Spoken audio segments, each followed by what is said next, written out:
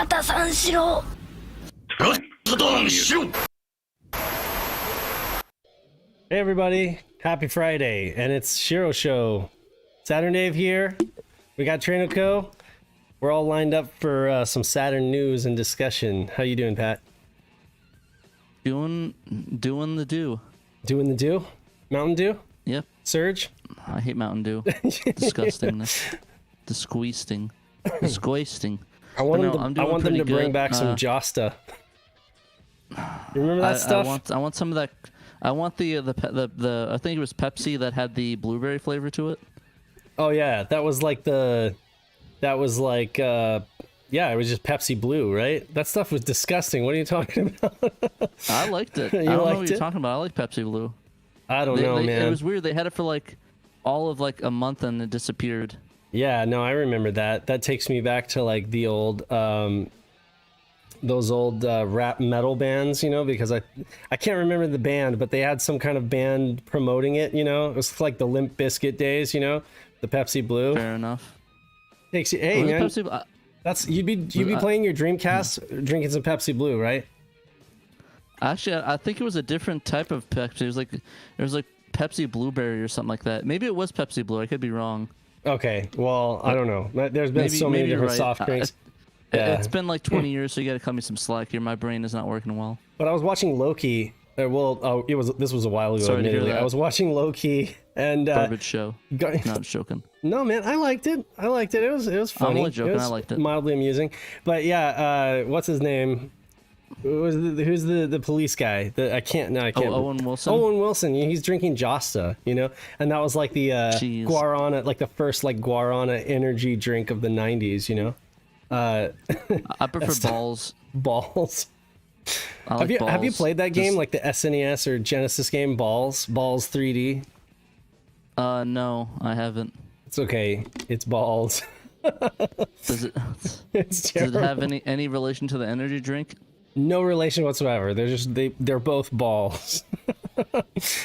Anyway, I don't know. I really like balls in my mouth personally, but you know. make sure you watch The Boys on Amazon Prime. I'll be sure to check that out. That show is amazing. Is it? Go watch The Boys. I've not watched it. Actually, watch it, but don't watch it with your kids because it's kind of messed up. Night of Dragon, you're so funny. He's like, Pepsi Blue is the blueberry favorite soft drink. It's like he copied from Wikipedia. Night is just a walking Wikipedia. You just like ask a him walking trivia and he tells you. Exactly. I'm sorry, I cut you off. What were you up to? What are you doing this week? Playing some Dreamcast? Oh, yeah, we're playing some Dreamcast, playing some Bang.io. I almost did a big dumb, and I accidentally tried to launch it in the VGA mode. Right, Bangai is like one of those weird games that won't do VGA, right? And it like puts everything in. But it's like it's like in 1/4 of the screen. I don't consider that doing it. I don't. Yeah, that's like one of those games where I'm like, okay, if the whole game is compressed into like 1/4 of the screen, that's not really doing it. You know, I mean, yes, technically, it'll trick your VGA monitor into syncing it, but it won't display the game correctly. So it's weird, you know. But yeah, there's some weird games. I think the weirdest thing about the Dreamcast, there's some RGB games that aren't supported, which I think is just bizarre. You know, that's a Dreamcast patch I would be interested in, is an actual true VGA support for Bangai-O, because there's a game that I keep wanting to play, but I kind of don't, just because I use a VGA setup, and normally I'm able to force VGA on games, but I can't do it with that one, not enjoy myself, you know, playing it. Yeah, it's kind of bizarre. Like, I think there is some VGA patch games. Like, I think some of the Street Fighter games is it Street Fighter? No. What's that game? Skies of Arcadia is VGA patched. Yes. I think Gigglewing is VGA patched, or maybe it was the European and they all work version. great. I can't remember. Well, they all work great too. Those VGA patches work. Yeah. Night of Dragon says, Derek, A-Team, get on that right now. Chop chop. Yeah, Derek, get programming. Get programming. But anyway, you know, so we just celebrated 9/9/99, and Pat. Unfortunately, no, I'm just joking. Is there something wrong with my internet? Because I swear Pat just got like all garbled. Oh no, now you're good. Now I'm you're just good. garbage. I'm garbage I didn't say person. garbage. I said garbled. Your I'm video garbage, got garbled for a but second. I'm garbage. But anyways, yeah, I was super excited. I sadly didn't get to play Dreamcast games because I was really busy yesterday. I like as soon as I got off of work, I worked out, went to my parents and practiced piano and went to bed. You mean you have a life? You have like a real life? Unfortunately, yes. No, that sounds good, man. I gotta get back to working out. It's really relaxing. I really like working out, especially alone. Yeah. And especially if you listen to some Billy Joel. Got some Zanzibar pumping while you're pumping. I know. I saw that. That was your like top Billy Joel song, Zanzibar. That's a good obscure shout right there for Billy Joel. It's a really good song. I really love that song. My dad like showed it to me one day. He was like, "Hey, check this out!" And it's like this sick trumpet solo at the end of it. I was like, "Wait, what the heck is this song?" And then I listened. Like, "Oh man, this song's so good." I think folks want me to agreed. I think folks in the chat want me to bring back your standee. Here, I can bring him in. The middle. I can put him. Yeah, I can stick him in the middle here. Let's see here. Okay. Where's Pat? Okay, we'll have evil. There we go. Evil Judge Pat residing over this conversation. There we go. What can you tell us about this effed up incident? F the police, and I said it with authority. No. But yeah, $9.99. Do you remember where you were when the Dreamcast launched? Were you standing in a line to buy one, or no? You were like a little kid, right? I was peering at the magazine and seeing the cool ads of Dreamcast. I think my favorite ad I saw was this one Christmas one where this guy got a Dreamcast and this other guy got a Furby, and he was so like PO'd about it. I really wish I saw the magazine. I like gave away that one issue of Dreamcast. Actually, maybe it might be in a box somewhere at my parents' house. But I had an issue of Dreamcast magazine I gave to somebody because I thought it was too mature for me. Like it had like a half naked lady on it, and I gave it to somebody. He's like, "Oh, I'll take it off your hands." And it's like this older guy. So wait, but you were like, you know, the Nintendo 64 kid. You know, like Nintendo 64. That was you, right? But with the Dreamcast. There's a picture of me that I have. That I think didn't you use it for one of the casts? Or no, that was the junkyard. Yeah, I don't remember. But I just know it was like on Christmas or your birthday or something like that. You got a Dreamcast. That was a big deal, right? Yeah, Christmas '99. I got my Dreamcast with the House That Did Too and Sonic Adventure 1, two of the best games for that console, actually. And Dreamcast is still your top. Or is Neo Geo? Oh, absolutely. Dreamcast. I have a clause in my will that I'll be buried with my Dreamcast. Nice, sweet dreams. So that's actually I don't know which one though. I have like 5 or 6 of them. So you got to go with the Sakura Wars one. That one's rad. Really? Oh well, I mean, I guess you could go with like your beat up OG Dreamcast. You know. I was gonna go with the one with my mode in it and it's the transparent case. But maybe I might just do the Sakura Wars one. I don't know. Yeah, I mean, it's not like anybody's gonna miss it. You can't really play games on it. I mean, like the burnt games or anything. That's a VA2, so. Oh right. I don't think anybody would miss it. I have like 4 or 5 Dreamcasts, but they're all just boring vanilla Dreamcasts. There's nothing special about them. They all play backups. I mean, I guess you could consider that special. And it's really funny. I had a. Oh yeah, go ahead. Go ahead. I was gonna say I had a black sports Dreamcast, but I sold it to a friend for a ridiculously low price because I bought it for like $20 or maybe it was $10 at some garage from OfferUp, and his died, so I sold him mine for I think like $50 or $60 the controller. So I'm kind of regretting that, but I didn't like the way it looked anyways, so it's all good. I'm not a big fan of the really piss yellow Dreamcast, you know, the ones that have really oxidized quite a bit, you know.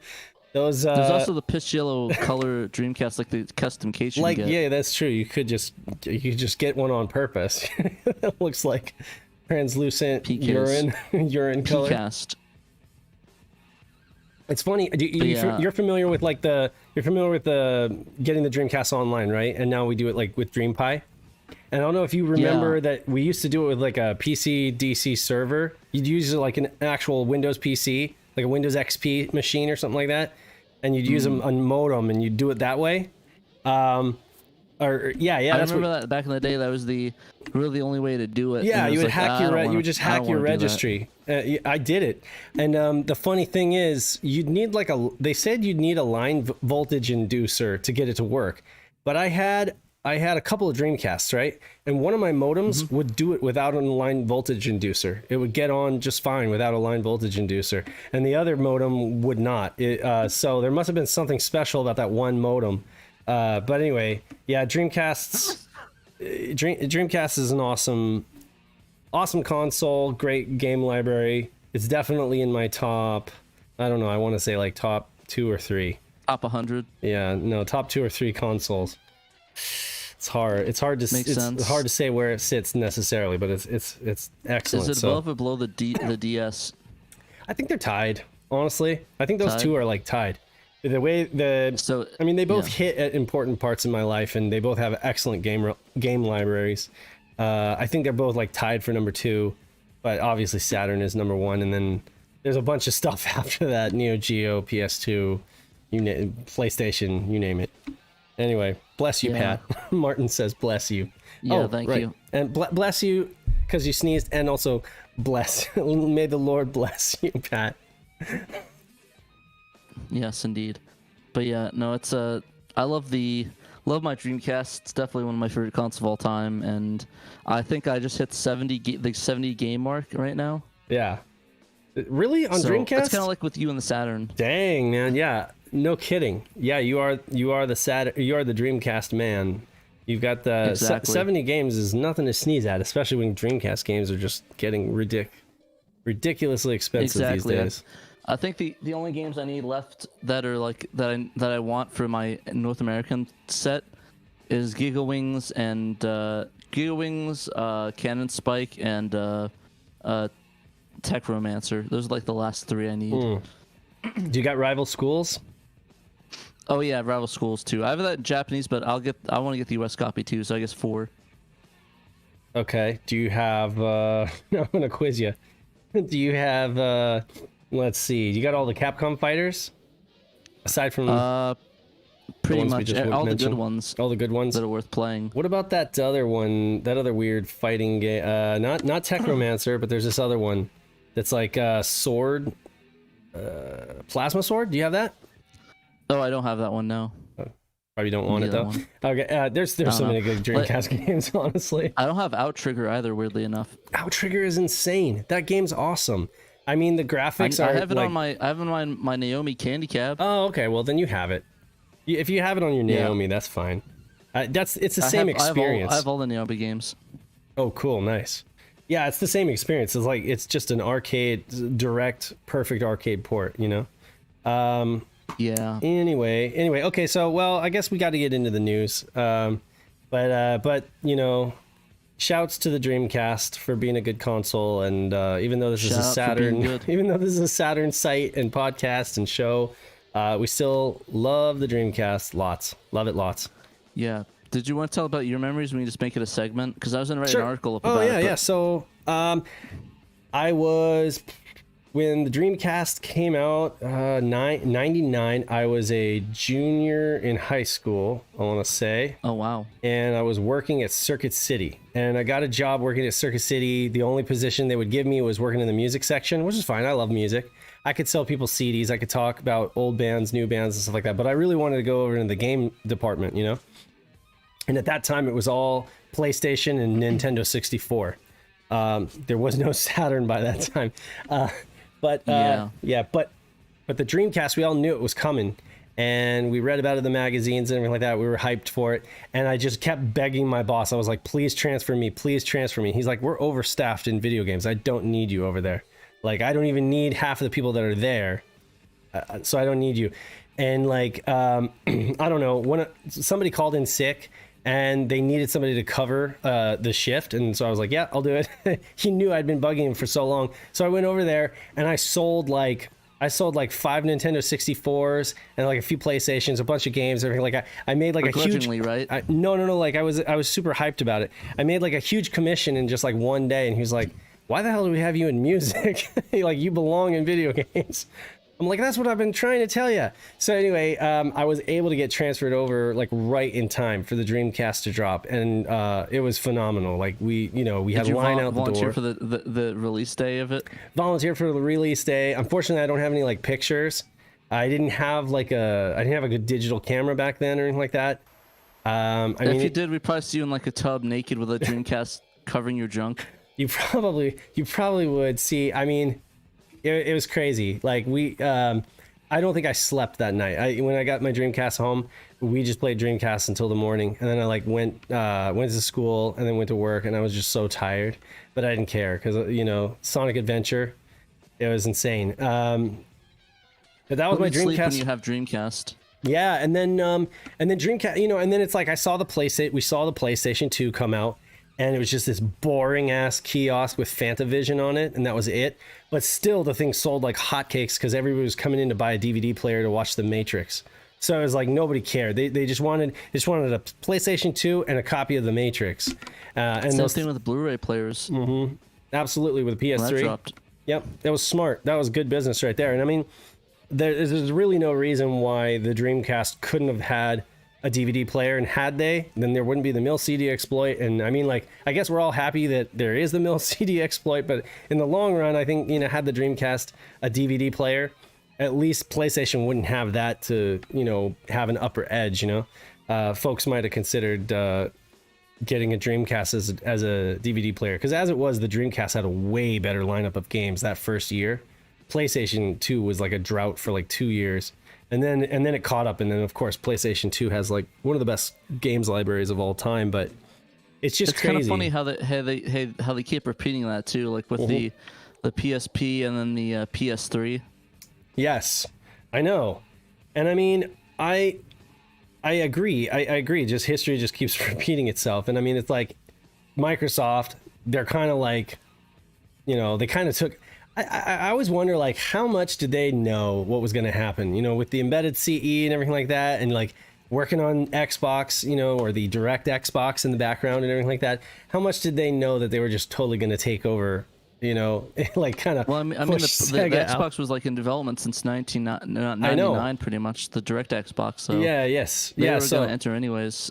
you just wonder, like, okay, like, but that the market could only support like 3 players, barely, but the market could only support 3 players, so it was like, it's kind of funny if you ever saw that like that E3 photo of all the 4 banners for Dreamcast, Xbox, Nintendo, and PlayStation. Yes, yeah, it was crazy.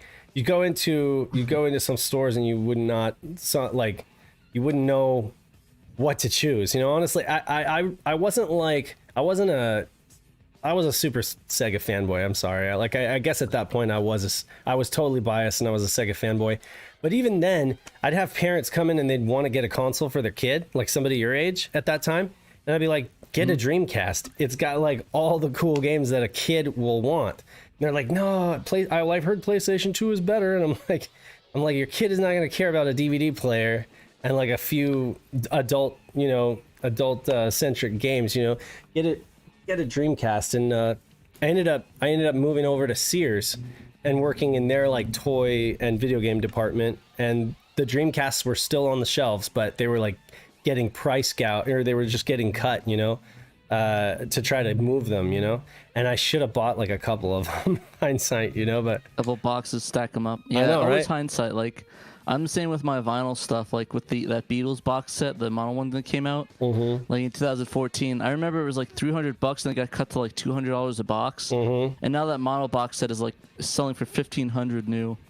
Oh my God, yeah. Excuse me. Well, I mean, anything that's good, we should, if you have money to set aside. I mean, the thing is, you're better setting it aside for real investments, but I mean. Exactly. Don't invest in consoles, invest in yourself, your bank account, your what's that called? The your 401ks, your ESOPs, Exactly. whatever. And I have to say, you scumbags out there, no, just kidding. You shouldn't buy sealed games and just try to boost up the prices, okay, folks? Like, that is messed up. Totally. I'm So not ashamed to say that I think that's absolute bullshit. And I think that that's like killing the game community by folks like sending people threatening letters to say you need to like jack up the price of your game because it's not high enough. that one Game Boy game, whatever, that they posted, it's like you need to lower the price on it. Seriously, or like you need to raise the price. We need to be like OPEC. I just told that guy to F himself. I mean, seriously, like I cannot believe folks would do that. I can't believe people would do that. But honestly, It's like being a gamer, being a collector, I kind of wondered like why we would sit here wondering like what the heck is going on with these like crazy prices. Like it's like the housing market. You know that houses, you know that prices, inflation exists, but it's just ridiculous. You're like, houses are like 2 or 3 times more than what they actually are worth. And the same thing goes for games. No, I'm struggling with that house thing myself. I was like thinking, okay, I have some money set aside. I'm gonna wait until the right price of the house thing stuff, and it's like it's triple its price right now. It's like, oh my gosh. Yeah, I'm not selling. Like my Saturn games aren't for sale, so I don't care how much they're worth. When people say, oh, you know, this game's worth like $600, I don't care if it's worth $10 or if it's worth $600, because I've told myself that like those are not even like in my mind as like being for sale. I will sell almost anything else in this garage before I'll sell my Saturn games. I don't care, man. Would you sell your kids over your Saturn games? Hell no, but I mean, come on, like, I really hope that I never get put in that position. But come on, no, seriously, it's like sorry kids, I need my Saturn games. God, I love you, but I really love my Saturn games. No, sorry, you ain't no Panzer Dragoon Saga. Sorry. I guess it's kind of hypothetical. I mean, like if I decide that I like can't pay my rent, I'm gonna sell one of my guitars, or I'll sell my drum set. Or I'll sell, you know, like I can get another drum set. Drum sets are a dime a dozen, like, but I can't get. Yeah, I'm the same way with my. Yeah. Go ahead, Pat. I was saying I'm the same with my standees. Like I just recently got offered for my Power Stone standees $1,500, and it's like yeah, it's a lot of money. It's good money, but I can always get $1,500. If I find another Power Stone standee, I would be surprised. You won't. So I mean, you know, exactly. Yeah, I mean, and technically it's all worthless. You know what I'm saying? It's paper, it's cardboard, but so are the discs. They're plastic. It's worthless. What matters is what is it worth to you? You know? Exactly. And so to me, and I can never sell that. I mean, I did trade some games for Magic Ray Earth, but I mean that's a different story. Yeah. You know what's a game console that's secretly been like shooting up in price even more than I'd say even more than GameCube? What's that? Game Boy Advance. I remember a year ago I got Metroid Fusion in box for like $40. Now it's now it's a $200 game. Yeah. You know that so Game Boy Advance and DS and GBA. So or DS. So first of all, Game Boy Advance was wildly popular, and then DS was even more wildly popular, right? When you think about a console, like a handheld console that had that wide mass market appeal, that almost everybody can relate to it, almost everybody has fond memories of it, you know that thing is going to be in huge demand. You know, now, understood.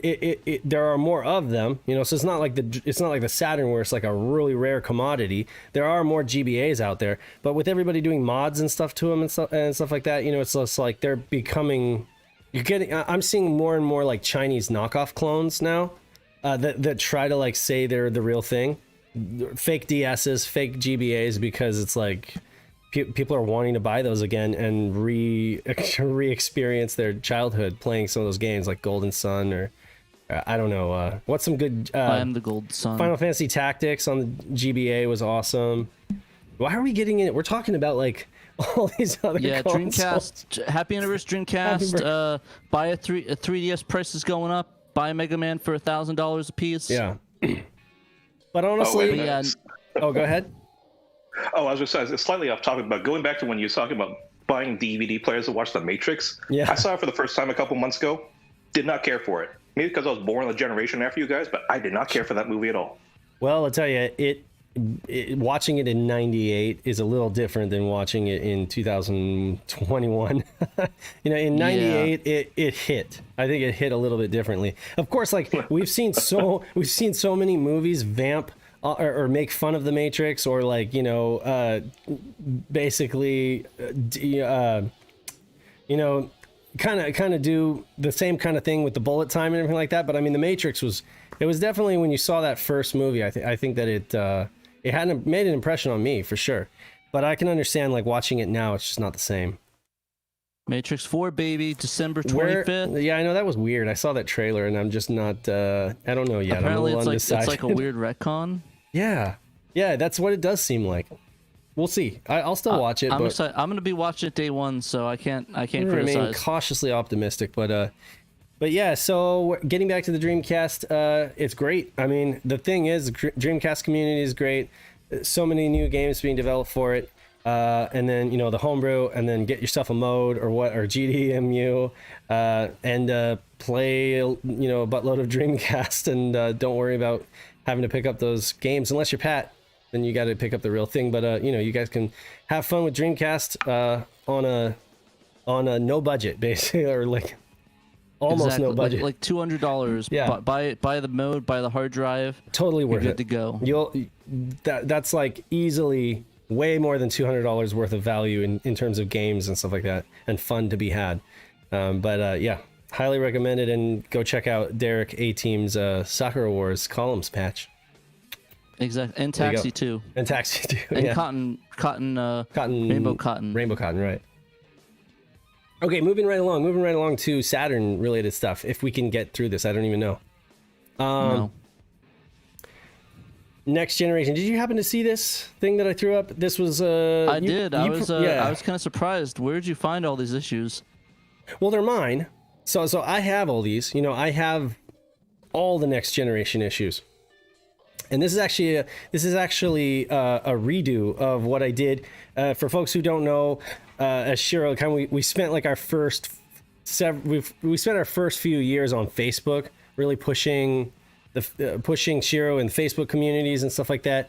And we didn't have to pay for hosting, but it's like a terrible place to put all your stuff because it's Facebook. At the end of the day, they own all your data. No offense, Facebook, but that is what it is. So I did this post a couple years ago on Facebook to share with everybody, and it got a good response, and people were really like, oh yeah, that's awesome. It's nice to see all these issues and be able to walk through Saturn's history.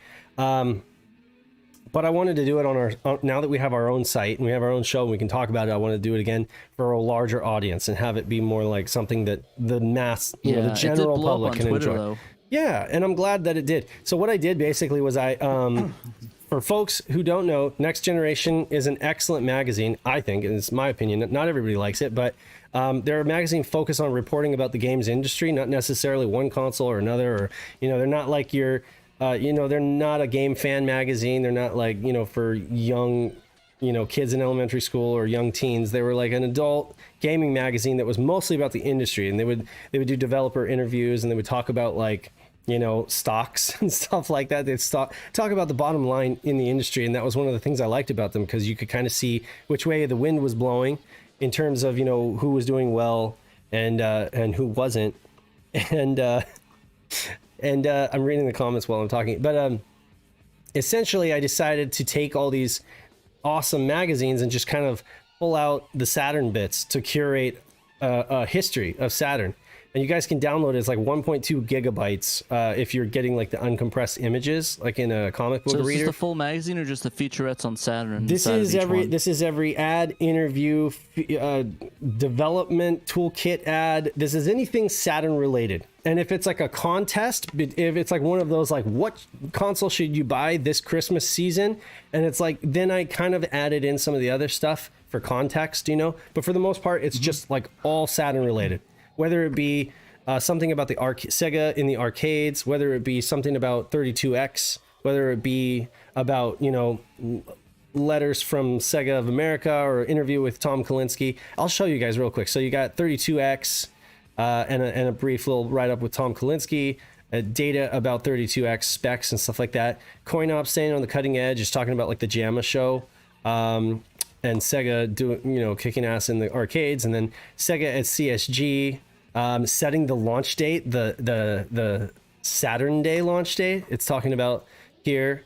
A little article about Genesis 32X, Saturn, just Virtua Fighter, Tama, Daytona USA. Moving right along, and I've got like every single issue here for you guys to peruse in chronological order. So as Next Generation reported on it, you guys can read it in chronological order and kind of follow the Saturn story from like their dominant, from like that huge rise and the surprise launch and everything to like industry being kind of skeptical to them kind of falling off, and then Dreamcast coming and replacing them. So talking about Neptune here. That's really cool. And you scan these all yourself?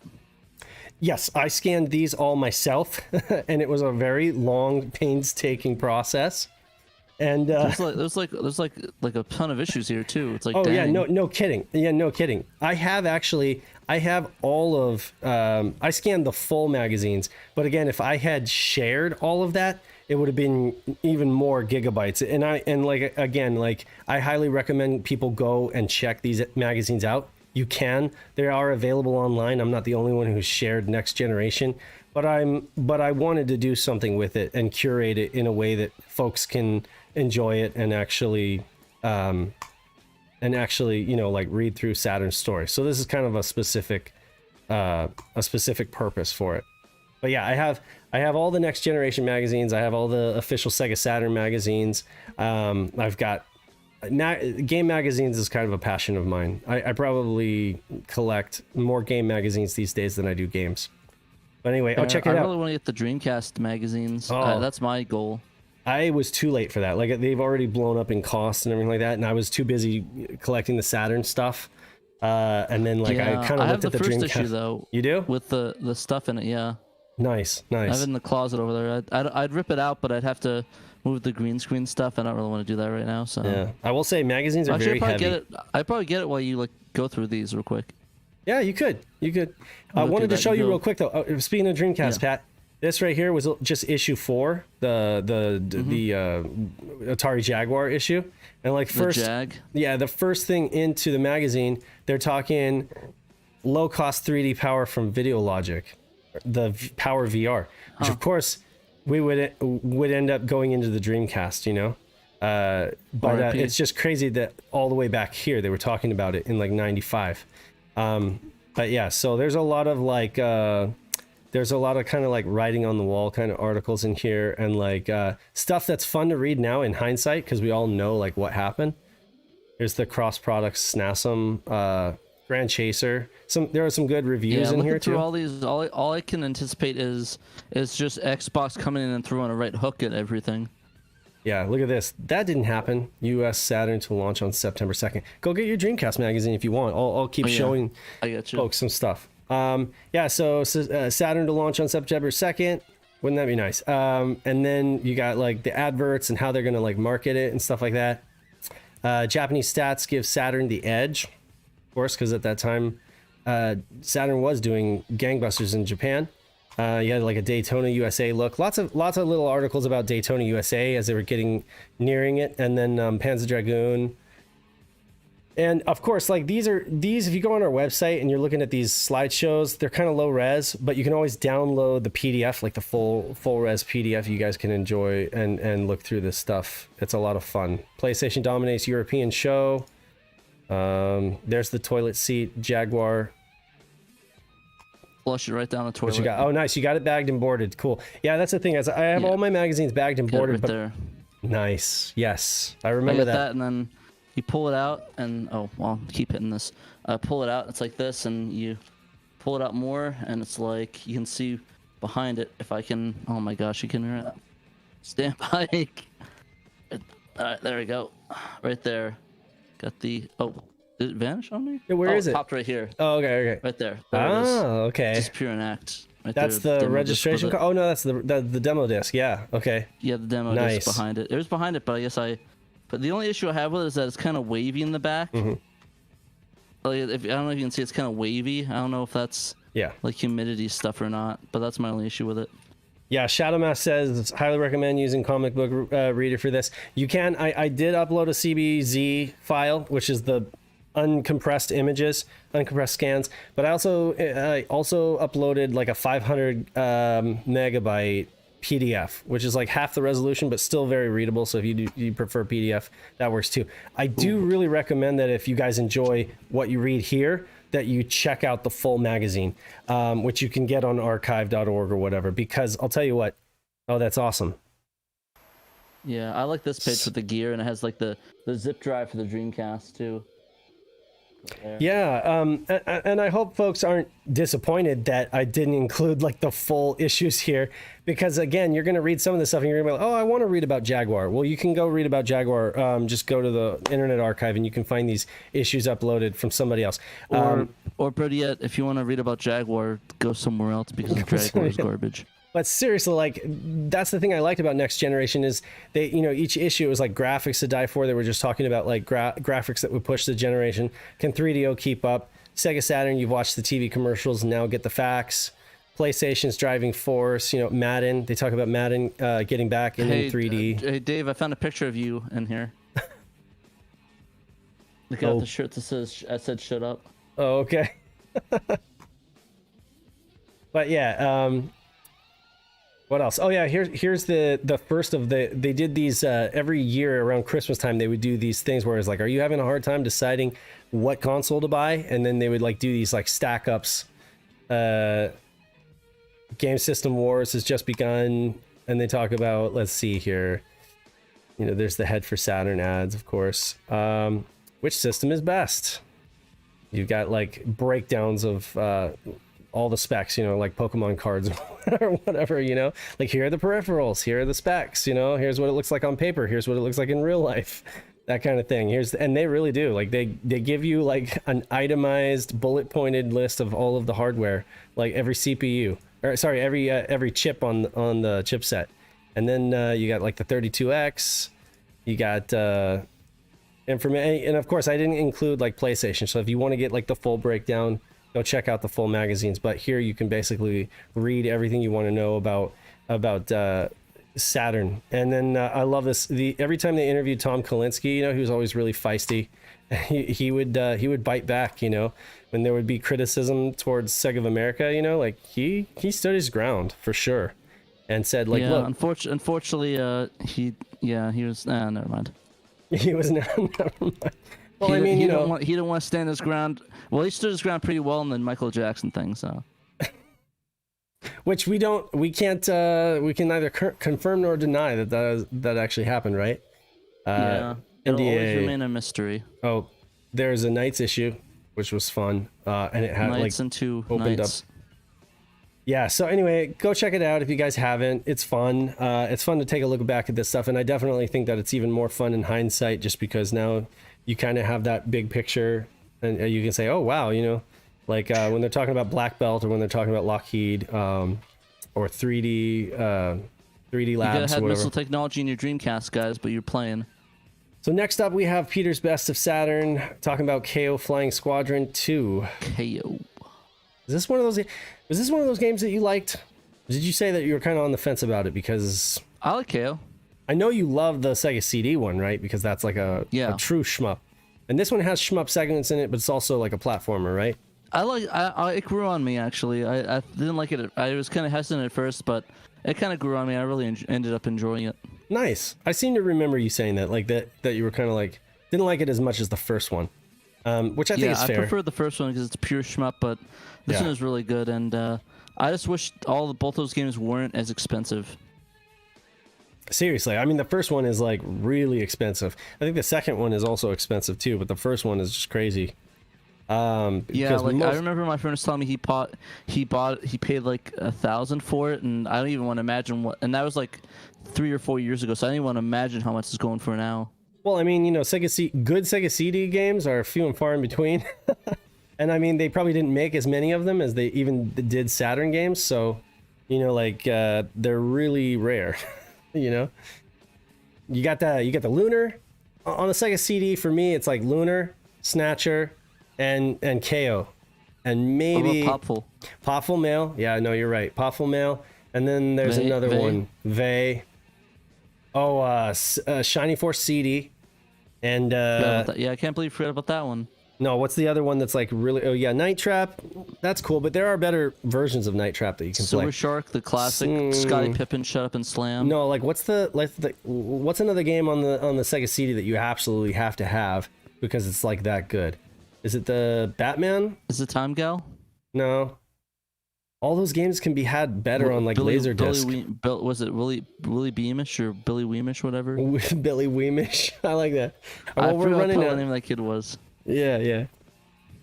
But no, the only ones they've had is Snatcher, Vey, Popful Mail, both the Lunars, Final Fight CD, I said Citadel Lunars, Shining Force CD, and of course KO Flying Squadron as well. Yeah, and we're missing something. I know we are. Soulstar is a good one too. Soul Feast, I think is good, and Soulstar is also really good. That's it, Soul Feast. But those games are like, they're not like you gotta have them, but they're good showpieces for the console for sure. But I'm surprised you didn't say Final Fight CD. That's like one of the best versions of it. I'm gonna piss a lot of people off when I say that I'm not that big of a Final Fight fan. I'm more of a Streets of Rage fan. I'm sorry. Like, if I have to pick Streets of Rage 2 over Final Fight, I'll pick Streets of Rage 2. Like, but we can all agree that the Streets of Rage 3 soundtrack's kind of weird, right? 3? The soundtrack? Oh yeah. Was that even Yuzo Koshiro? I don't know. It's experimental. Okay, yeah, it's experimental. Actually, I think it is. Yeah, I think it was him, right? Well, it just was really weird. It's like, so for me, 3 is just like Sonic the Hedgehog 3. It's not as good to me. Like, I know a lot Sega CD.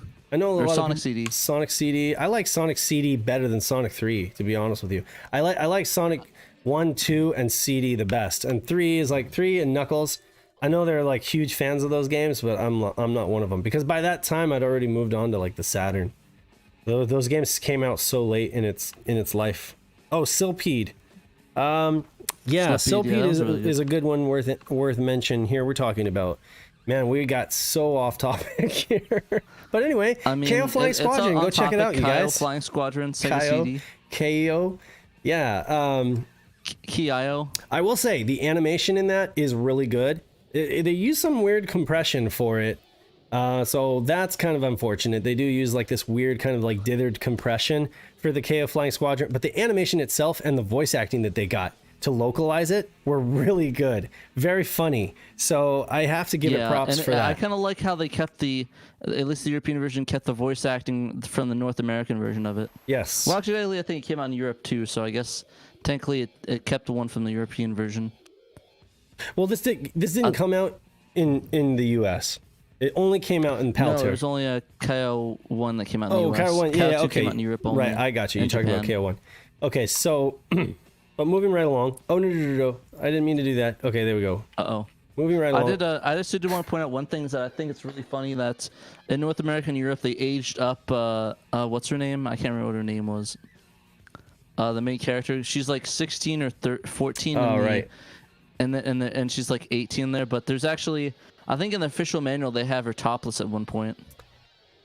It's weird. I don't. So maybe in the Japanese manual, I don't know for sure. It was in the Japanese one probably. It's not in the United States one, but right. And I don't think Peter mentions her name, and I forget it. But anyway, I know I should know because I did like a US long box, but I don't remember. Anyway, we're running out of time, and we really need to talk about. We got 15 minutes left to talk about the next two things. So I think you sent me. That was your recent one you sent me. Is the KO2, right? I think so, yeah. Because I knew you didn't have it, and I knew you weren't like a big fan of it. But I had an extra one lying around, and I was like, I would rather give this to Pat than sell it. I appreciate it, sir. I need to get another case for it because I think I'm out of Saturn cases. Oh, really? Okay. Well, fortunately, actually, there might be some in my closet. I'll sort it out and get it put together. XL2 this week cracked the thought impossible hardware-based environment mapping on the Saturn. And I thought that this was definitely newsworthy. I mean, like the implications. It was very impressive. Yeah, yes. And I think people kind of misunderstand. I'm going to play this video. There's no audio. You can kind of see. It is a low resolution effect. Like the texture that he's using is not a high-res texture. It's 32 by 32. And it takes up half of the color RAM, but he says that's not a problem because he says he's only using about 1/6 of the color RAM right now as it is. So there are a lot of naysayers who are like, oh, I don't really think that you could use this practically in game. And he's like, challenge accepted. He's like, the thing is, he's not going to be, making everything chrome in the game. He's probably going to use it for the guns. He's probably going to use it for the knife. Yeah. He's probably going to use it for like shields or something like that. Anything that needs to be chrome. He can use it for cool boss battle. Some cool boss battle, yeah. But the cool thing is, it's like he was watching John Burton's video, you know, the Traveler's Tale video about Sonic R, and you could see how John Burton here, this is a software-based effect, and this is using a high-resolution texture. Like he actually used the loading, he actually used like a Saturn resolution loading screen, and I think that it's in there in the assets on the disc. This image that has like a ground and a sky on it, and it says loading, and then he uses software-based technique to reflect that onto the polygons. But what XL2 is doing instead is using Gorad shading. Basically, he's using like a Gorad shading technique to essentially accomplish the same look, you know, the same end result, albeit a little lower resolution, because this definitely looks higher resolution. But again, it can't be used practically in game. It's so system resource hungry that it really can't be used in game. It's just for a loading screen or whatever. To be fair, though, I think the low resolution would work, especially on Saturn's resolution. Oh yeah. So I think it'd be a non-issue in my opinion. And again, if I you're kind of like that. Yeah. Sorry, no, go ahead. I stepped on your toes there. I was gonna say I kind of liked that. That I think he used the Mario texture for that too, as another kick to the kick in the foot. Well, I hope he doesn't stick with that, because honestly, I think that texture, there are better textures. I mean, he could get with one of the artists in the Sega Extreme Discord or whatever, and probably get a better texture to use. Yeah, but it's I think you're just using it as a funny example. Yeah, it was like a nod to Mario 64, and I joked, you know, Mario 64, eat your heart out. It works, you know. Anything this size or less, and like I said, he's talking about using it for a gun. It doesn't matter that it's low resolution, because the gun is a small object in the game, you know, so it's not really going to matter. It would only matter if you were trying to map it to like some huge mirror on the wall or something like that. But the thing is, right now he still hit an obstacle in terms of flat objects, because he said that it doesn't really look that good on flat objects, so he'll have to figure out how to get around that. But I mean, it's XL2. I think he'll just figure it out. I think he'll find a way. But yeah, essentially he's not worried about, you know, he's not worried about, you know, the cost to his palette, you know, or the color RAM. That's not really an issue. And he did mention that to compensate for the low resolution, you could just stream in new 32 by 32 bit chunks as you rotate the camera around. Say 256 by 128 texture, or a 128 by 64 texture. So he, you know, that's one of the things that XL2 loves to do, is like stream in data as he's moving the camera or as he's rendering. And because he wrote his own graphics render, he can do that. I imagine that he could probably find a way to get around it. But yeah, so that's cool. And this is kind of like how it kind of took shape. You know, at first it looked kind of janky, and then he got it to where it is right now. I do like that texture, because it like the image of it kind of reminds me of like a grunge album cover, like some Soundgarden would use or something. Yeah, definitely. And I mean, maybe on a game, when John Burton is saying it's impossible, maybe on a game like Sonic Racing, like Sonic R, it would have been impossible to use a technique like XL2 is using, because of maybe some of the other graphic stuff that he was trying to do on the same game. But see, to XL2, It's like coming from Hellslave, coming from where he's working right now, it just doesn't seem like an issue, you know, because he's like, well, the kind of game that I'm working on, the kind of assets, you know, it's going to be a non-issue. So I mean, I guess depending on the way you're looking at it, or where you're coming from, with what kind of project or what kind of scope it is, it may seem impossible, but I mean, here it's obviously not impossible, and I can't wait to see him use it practically, like in a game, for an effect. Exactly. Yeah. I am excited. And then last but not least, you put up a retrospective on our love or hate. I did indeed. Yeah. This was an interesting article, interesting podcast. Episode, yeah. There's an idea that we kicked around a while, that we wanted to have games that are sort of in the middle, like that some people loved and hated, like Clockwork Knight, Mr. Bones, of course, House of the Dead on the Saturn, specifically Sonic R, Albert Odyssey, stuff of that nature. Just games polarizing, divisive games. Like people exactly that you get arguments for. Yeah. So like I think one of the examples is like I didn't like the art style of Clockwork Knight 1 and 2 because I thought it looked kind of bad and janky. aged pretty poorly. Yeah. Well, it was pre-rendered, right? Clockwork It Knight. just was kind of ugly looking. It was pre-rendered sprites on a 3D object background, and you had I think you would, with those pre-rendered sprites, sometimes you would get like the edge of you kind of get like those black edges or like the high contrast edges. It was a look. It was a look. You either liked it or you didn't. I mean, personally, I think the gameplay more than made up for it, and like the character and the charm of that game. But I definitely know what you're talking about in terms of the graphics. It was early. It was like very early attempt at moving into the realm of 3D, for gaming, and that was a rough patch for for a lot of studios to try to figure that out. But yeah, Mr. Bones, we gave you such a hard time about that one. And that game sucked. I guess that's a game that a lot of people love it because of the style or because of the character, because of the music, Ronnie Montrose, or they realize that it's kind of like it's like this mixed genre mashup game. But a lot of people hate it because it's so hard to get to the good parts of the game because you spend so much time in the beginning just dying, so, and they're like cheap deaths too. So I think that was the thing you said about it. It was like, it just wasn't really that fun for you. Yeah, but I thought it was interesting because there's a lot of like little things that we mentioned that kind of like, I wouldn't say aged poorly, but it's just funny to think about I remember Kate, we introduced the news of the week and Kate's like, we're not sure if it's going to stick around or not. And we ended up just making an entire show about it. News of the week. Well, yeah, because back then we did not have that much news of the week. And then now there's like this entire community that's like making news every week. Exactly. And then another one was you becoming a mod on Sega Saturn Collections of America. I don't know if you're still doing that. No, I long since not doing that. I just don't have time for Facebook anymore. In fact, Facebook, it's broken on my phone. It doesn't work very well, so I just don't use it that much anymore. Sadly. Fair enough. Yeah. Are you still a mod on there, or did they remove you, or did you remove yourself? I think I might still be, and I just don't do anything. Don't check it. Yeah, don't check it. I don't know. It's been so long. I could have been removed, and I wouldn't know because I haven't really been on there. And that's no offense to that fine group of gentlemen. It's just, like I say, I don't have enough time to do everything,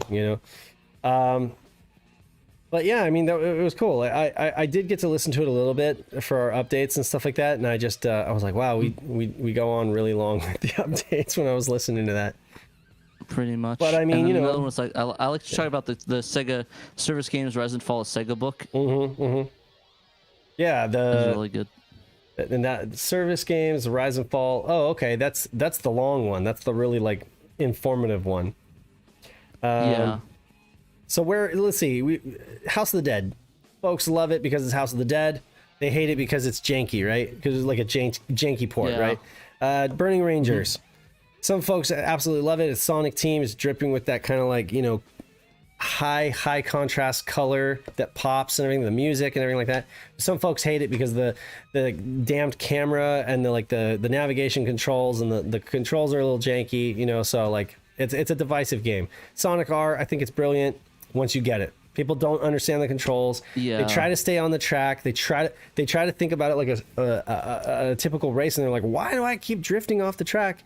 They don't think, okay, well, maybe I'm not supposed to stay on the track. Maybe I'm actually supposed to take that line and go through the village or something like that, or use a lot of jumps and stuff like that. It's okay. The music is awesome, though. The music is awesome. I think that's the thing that people like about it so much. That their takeaway is like T.G. Davis and Richard Jake's music is excellent. Albert Odyssey, those load times kill me every time. The random encounters and the load times, man. Bring down what is otherwise a really good game. Working designs, localization. There are some spots where you kind of fall asleep. I think you'd like it. It's got the pop full mail kind of vibe going on. The beginning's a little slow, and those random encounters are, I don't know. Like for a modern gamer coming at it, I always say use cheats. I say cut the random encounters in half, and then double your experience modifier. to make up for the half random encounters. So you'll get double experience for the battles that you do go into. And believe me, there are so many freaking random encounters. By cutting them in half, you just make it like a normal game, like Final Fantasy or something like that. You know, because otherwise it's just Fair like enough. you walk a couple spaces and you're into another random encounter that you have to wait for like the loading screen, and then you got to wait for the people to attack. It just makes you want to throw your controller. But yeah, the art is great and the music is good. Fighters Mega Mix, why did we put that in there? Doesn't everybody like Fighters Mega Mix? Yeah, I don't know. I forgot. I'd have to It listen is to in that high res mode, which does look kind of flickery. It's got the Bob D interlacing thing going on with scalers. Yeah, maybe we just didn't like the way that it played. It's not Virtua Fighter 2, that's for sure. But Yeah. I mean, it's got a lot. It's like a Smash, you know, with all the different characters and stuff like that. I kind of think It's a lot of fun. maybe it was divisive. Maybe we went on the Facebook group at the time and we saw some people trashing it, so we decided to add it. But Dragonforce, that's ridiculous. Who put Dragonforce on this list? Okay. I think we did that because some people liked or hated it, like the whole all the people attacking stuff and the way that it's played out. No, I think Kay put this on the list, and he was like, I just want to put this on the list because there might be some people out there that don't like Dragonforce. Honestly, I need to play that one, so I can't say either way. You do. Oh, it's phenomenal. Like, okay, if you're coming at it blind, there's a map. There's like a lot of dialogue going on in the court hearings and stuff like that. And so at first, I guess that can be off-putting. But if you really just like stick with it, follow Chaz's tutorial that he did on our website, I swear, you'll get like 2 hours into it and it'll redefine your top 10. I promise you, it'll redefine your top 10 Saturn games. That is a guarantee. Radiant Silvergun is excellent in my opinion. Maybe not worth the asking price, but it's excellent and it's treasure, so I love it. Yeah, I think it's good. I think the only issue I had with it is that it's one of the games that sort of go outside of the whole idea of shmups, where it's like easy to play, difficult to master, and this one's sort of difficult to master and difficult to play at the same time. Shmups fans don't like it. Like true Shmups fans don't like this game because they want like a bullet hell shmup, and that's not what this is. It's more like a it's a lot of fun. It's a lot of fun. Me, so I went from being in the middle to really liking it. So cool. Well, there you go. I mean, it won you over. Three Dirty Dwarves. It has a janky intro sequence, but the artwork is great. Ed Annunziata worked on this game. It's got 3-player co-op. It plays a lot like Scott Pilgrim versus the World, where you can have multiple people playing and you can do this like cooperative thing where you like slap each other's hands and then you go to the front of the line, kind of like Donkey Kong Country style, you know? And then you have like, you're beating up these monsters and zombies or whatever, but you have like a baseball bat. You have like different sports equipment because you guys raided a sports store. I think it's a great game. I think it's fun. Really good sprite scaling. Astal is punishingly difficult for the American version, but if you play the Japanese version, not as much so, and it's a great game. It's a really beautiful game though, in both versions. Yeah, I highly recommend folks play the Japanese version though, because it's easier. And I mean, that doesn't mean it's easy. That just means it's easier.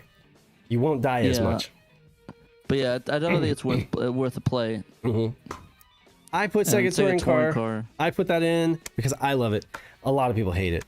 I don't blame them. It runs at like, it's a racing game at 20 frames per second, which is, or lower. I mean, sometimes it really dips, and that's a sin for a racing game. I prefer Sega Rally or Sega or Daytona USA over that. Like no contest. Sega Rally reigns supreme, and I mean Daytona is so much fun.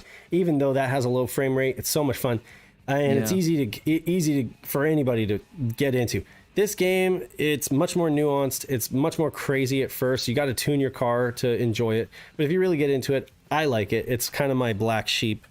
And it has Eurobeat. That's right. Trekkie says it has Eurobeat. And it has CRI middleware. It has like their online thing. It had like the ability to post your scores to leaderboards using the netlink, which I know that Zaiden has got back online. He's been working on that for a long time. I think we even talked about that on the show too. We did, and it's just taken him a really long time because he had to go in and kind of figure out what exactly the password system was doing, like what it was sending, and then try to like decrypt it, you know? so that he could get So it can working. we do that with a base net link now, or do we Netlink and actually have DreamPi. to? You need a DreamPi. You need the DreamPi for that. Not though. a VoIP adapter. You need a DreamPi because you're actually accessing the internet. But you can email through that, and you can send your scores to a leaderboard, which will be hosted on DreamPipe, the Saturn. Yeah. Also, DreamPipe. Martin put is True Treasure never made a sequel to a game? Not technically. I think they made a Guardian Hero sequel on the Game Boy GBA, and Advance. it was terrible. It was I pretty think it was bad. Work with Japanese modem. Does the Netlink? Sunstar Superheroes is super I don't underrated. know. That's all right. So to answer Knight, he's saying, does the Netlink parts work with the Japanese modem? I would assume so, because this game was multi-region, and it had that, set the time zone so that and it had these like global events that it had these like global net events that you could participate in, and the Japanese region was one of the regions. So I can only imagine that yes, it must have functionality for that. Maybe as far as like supporting it on the Saturn pipe or Saturn Dream pipe, it might take him a while to get all the versions working with it, but I know that he's been working on doing that. And the funny thing about Sega Touring Car, I will say before we leave, is that the only way you would even know about that stuff is if you looked in the manual, or you dug into like the menu system of the game, because it doesn't like put it right in front of your face, and it's not on the box. Nowhere on the box does it say, "Oh, Netlink compatible." So like for the longest time, I don't even know if they still do, but Sega Retro like didn't have it listed as one of the Netlink compatible games, but it totally is. Martin Evans says Sin and Punishment. Out of context, I don't know what he's talking about. Oh no, he's saying the sequel. Sin and Punishment on the N64. Great game. He was talking about treasure sequels, and there's right. 3 I can think of. Oh yeah, they did have the Star Successor on the Wii. But anyway, yeah, so we got to wrap on this show. Anything else you want to say about loving or hating Saturn games? Mr. Bones, Burn, and Bone Hell. You know what belonged on this list? Panzer Dragoon Saga. Because that one's a good Night one. of Dragon doesn't like that one. Anthony doesn't like this game. Mel, Sega Sam's Lord kind of X, in the middle about it. Sega Lord X doesn't care for it that much. Like he was just like, I would not that. He's like a huge Dragonforce fan, huge Shining Force fan, not that big on Panzer Dragoon Saga. Like one of those people who's like, it's way overrated, Yeah. It was hard to feel like it was overrated back in the day, though. I think Sam SSG likes it, but I think he thinks it's overrated for what it is compared to the rest of the games. People kind of felt burned by that game because they wanted another Panzer Dragoon game. And I remember that feeling. I have to go way back in my memory to remember a time where I was upset that Panzer Dragoon Saga was an RPG. I remember back in the day reading the magazine articles and kind of feeling like, why are they doing this to it? That seems so boring. Like Panzer Dragoon is supposed to be like this high energy, balls to the wall, like shooting, and like everything's trying to kill you kind of game. And so I do remember that feeling. But then of course, as soon as I played it, my opinion changed. But anyway, What you gonna do? the town segments are really, they drag. And that music is, like I said, I can imagine. it's like a dirge. But yeah, no, it's kind of funny how I think Sam pointed out how people are so fanatic about the game. There's people that don't even care about the other two. It's always Panzer Dragoon, seriously. Saga remake. Yeah. Forget all those other games. Just want Saga, and to the point where people are making fan games of it. This is true, yeah. I mean, you know what? But yeah, I don't know.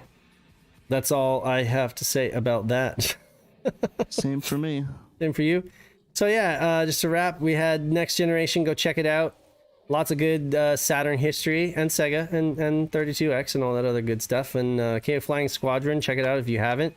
It's very easily playable. It's all in English if you pick up a PAL copy. And then of course, Pick up all the copies. XL2 doing the impossible, making the impossible possible. Eating an impossible burger at the no, I'm just kidding. I don't know what he. I'm vamping now. And then of course, SHIRO podcast, love it or hate it. We should do another one of these. There's enough games that we did not talk about. I think we could do another one of these. Exactly. I'm down. I'm down for doing another one. I think there's a lot more that we can list. Mm-hmm. Not Yeah, off the it's top of about my time. head, but So Peter, if you're listening, Nick, if you're listening, there's another podcast idea. It's time to do another. It's time to do another love or hate issue. I'm sure that folks could throw some recommendations in the chat or whatever. All right. But until next time, let's read off. Let's thank our patrons. I know I put in sticky notes, so now I don't forget. Want to thank Cwin, Emerald Nova, 32-Bit Stuff, Momdu, Super Dimension, Century Orgus, and of course our new top patron, Derek A-Team.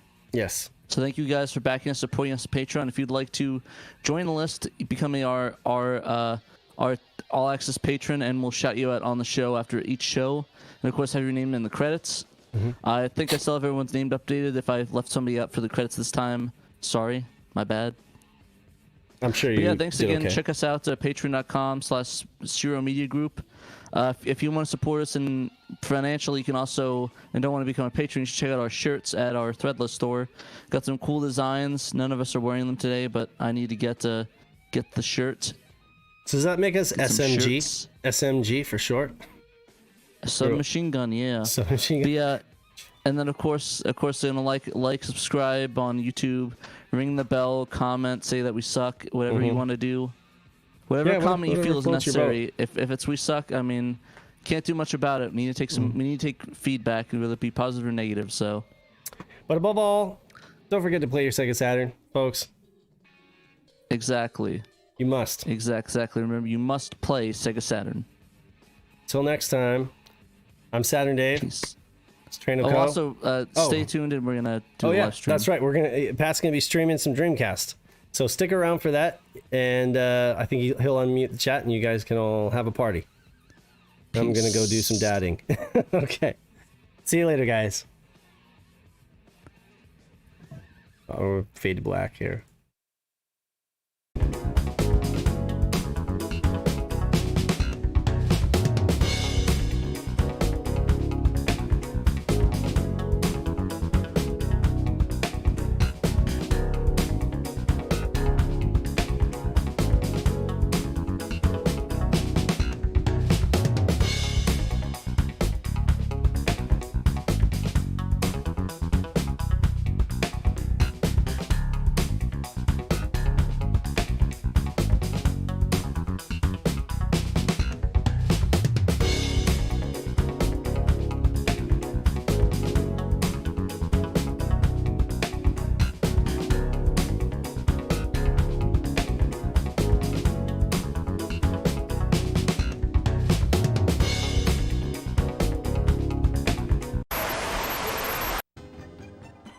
What's up, guys? Welcome to the game stream once again. We're streaming some good stuff. I get the microphone closer to my face.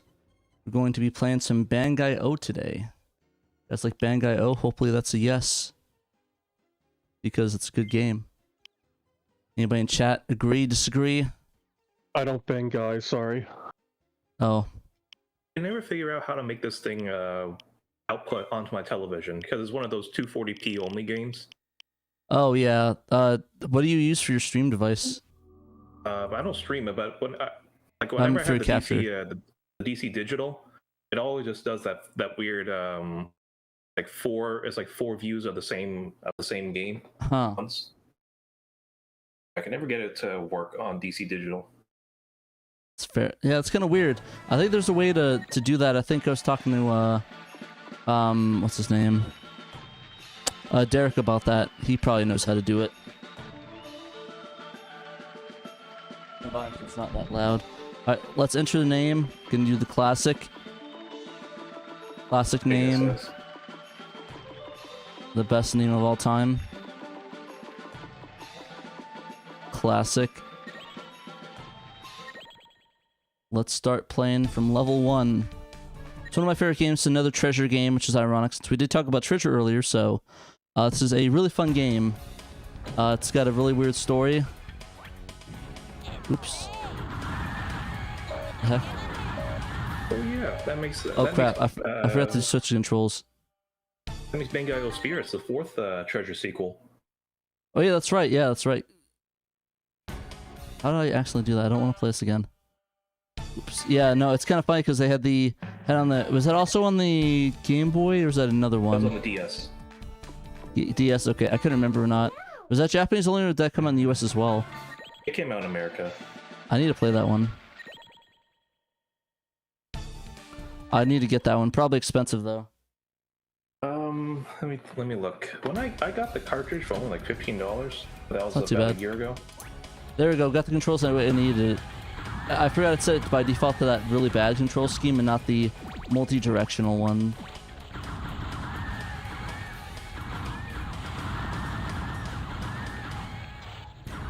Yeah, you can get a just cartridge only for about $25. Not too bad. How much for the box copy of it? 50.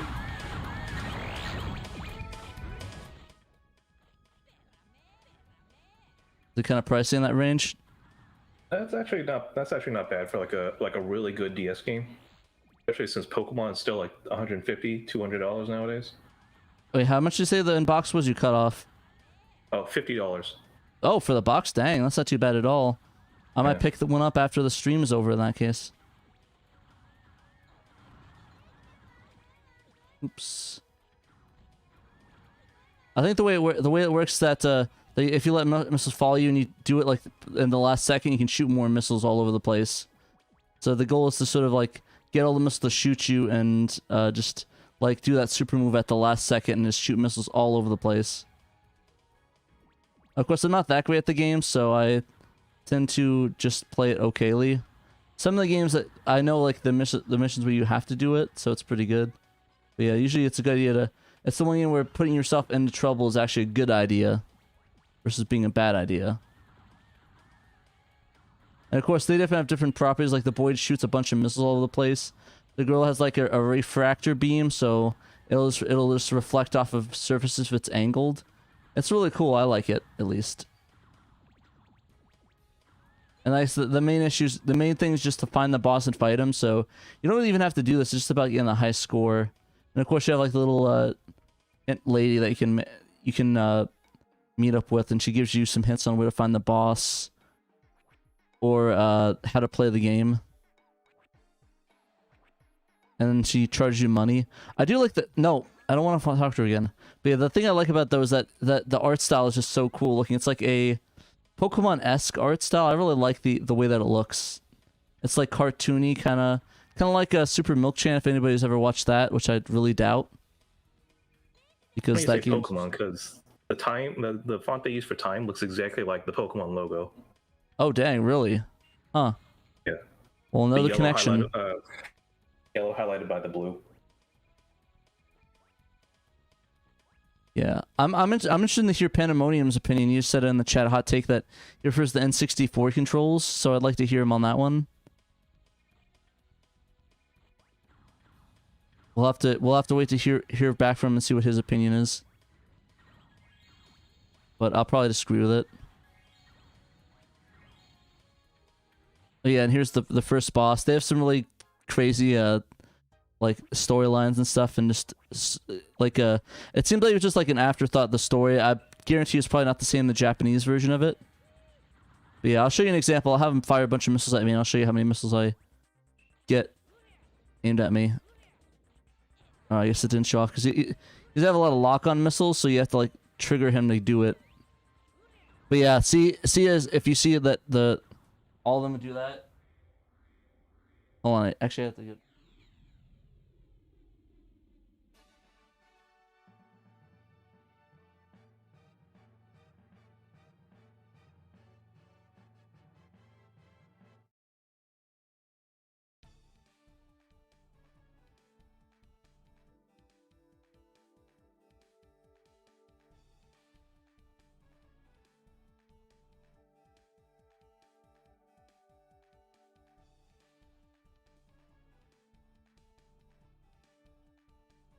Alright, sorry about that. My roommate's getting back today, and he needed, I just need to make sure he wasn't locked out of the house or anything, because that would really suck for him, because we're doing this for another hour, so hopefully he enjoys the heat of Arizona. But yeah, let me share your yeah, he's locked out now. So yeah, share your memories of your favorite Dreamcast stuff, or memories of Bang.io. Let me know what you guys think of the game. Do you guys hate the game? Do you guys love it? If you love it, why do you love it? If you hate it, why do you have bad opinions? Actually, I wonder if this laser would be better for this room compared to the missiles. I'm actually not quite sure. That's the unknown. I know some of it's needed for like this, to kill these guys. I can't remember. Oh, yeah. I can't remember if it's completely necessary or not. But yeah, also a tip to play this game. I don't know if I mentioned it with the controls, but as soon as you play the game, change to the A, B, X, Y control scheme. Just ignore the other scheme that they have because it's garbage. And even the game manual insists that you play it. You actually change to this one. It's the recommended control style. I don't know why it's not default, which is kind of weird. I'm guessing maybe it was like an insistence from Sega or something, which I think is a dumb idea. I think it may be defaulted in the Japanese version. I don't know. I haven't checked, and I don't want to check. So, sucks for you if you want to know. No, but I'll check later if you guys really, really want to know. I don't really think it matters though. But yeah, you can actually get soft lock quite easily in this game too. So I might actually have instances where I have to restart because I'm dumb.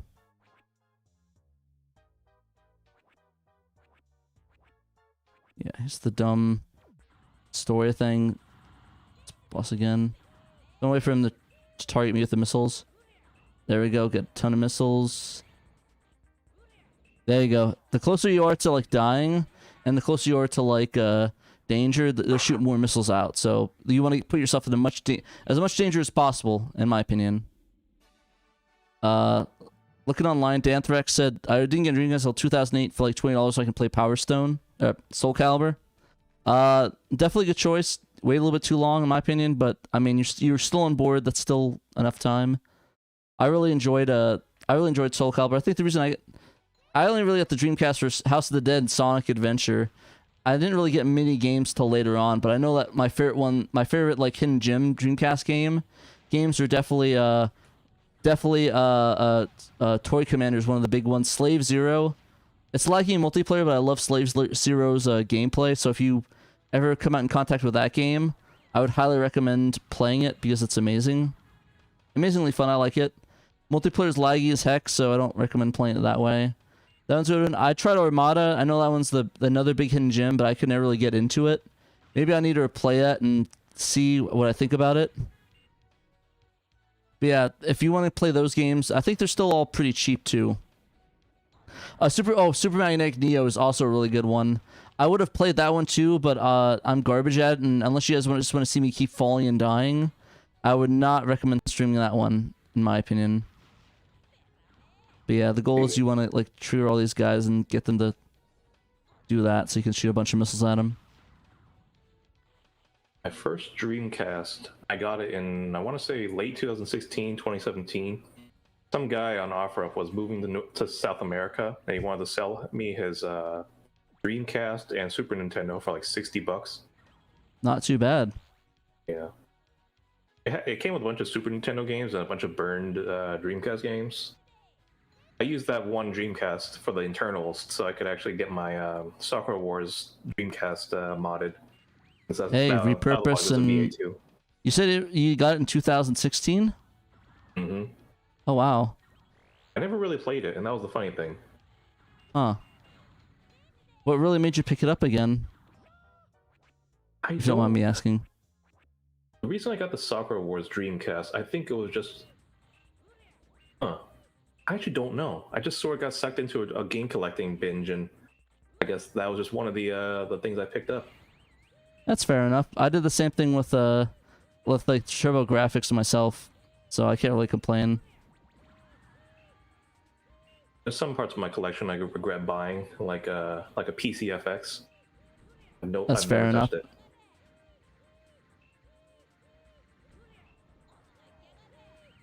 But yeah, no. Oh, there we go. Killed them. But yeah, no. I really enjoyed the Dreamcast, but I got that launch day. But yeah, I've never played the PCFX. Is that like a completely different console than the the TurboGrafx at that point, right? Yeah, it was supposed to be the 32-bit successor to the TurboGrafx. Came out like a month before the Saturn and the PlayStation. Huh. The thing can't do 3D at all. It's like what the Saturn was going to be.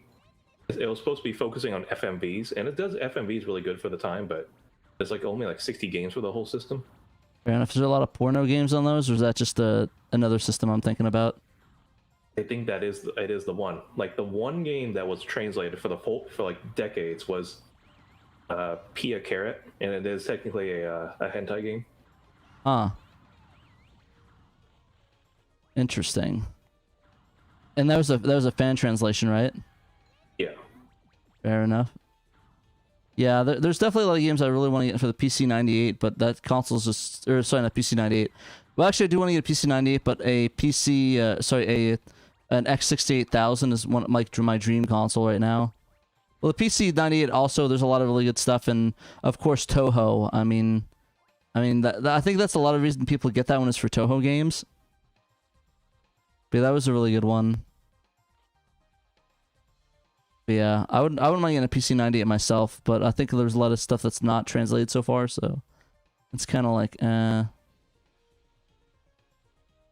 don't know. Did you have a standout game for the the PCFX that you like playing? There aren't really that many. It's all a bunch of FMV games. You know, like I think I just got it for the novelty because of how like unknown it was. Oh, fair enough. Yeah.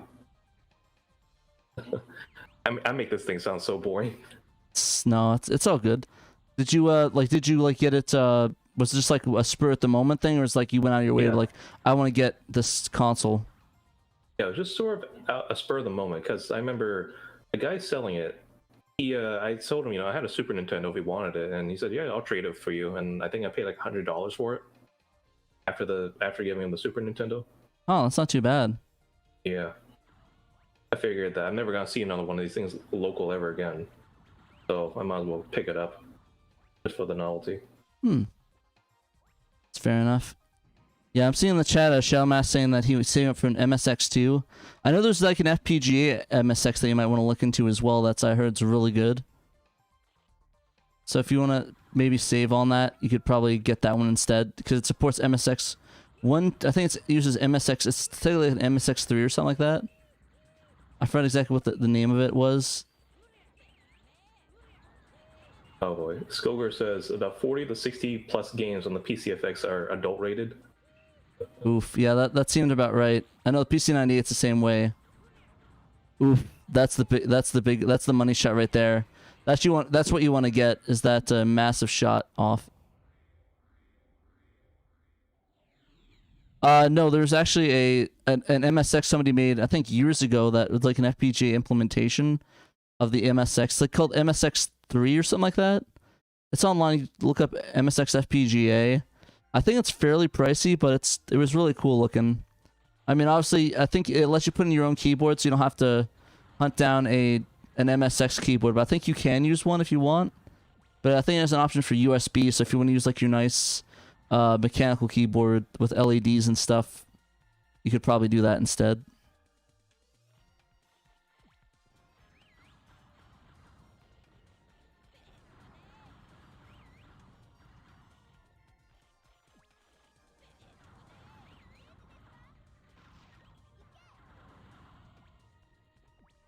That's weird. It's not doing the attack. Maybe I'm not timing my attacks right to get the massive blast.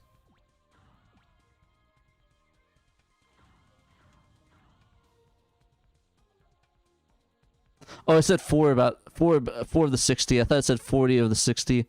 I was like, dang, that's horny console.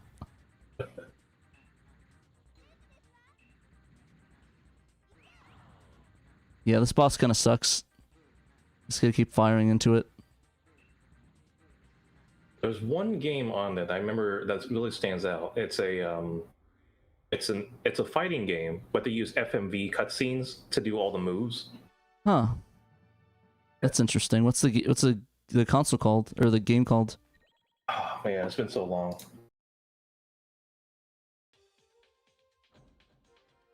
I think it's called Battle Heat. Huh. Interesting. Yeah.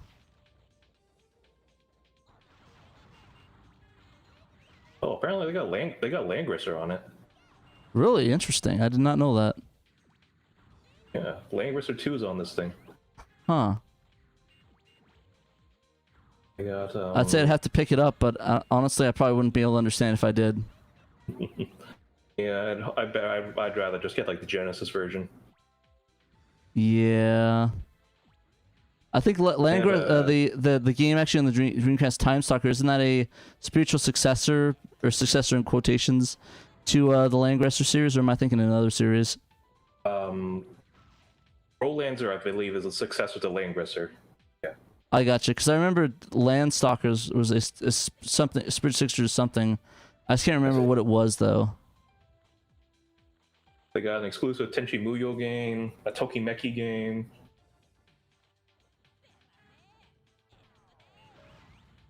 Yeah, I don't think they allow URLs in the YouTube chat, sadly. There's actually a GameSec video about PCFX, and I remember it's like the one video that everybody uses for their research. Huh.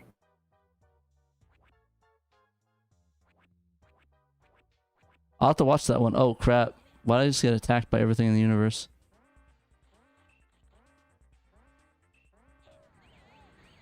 Ooh, I might die because I wasn't paying attention.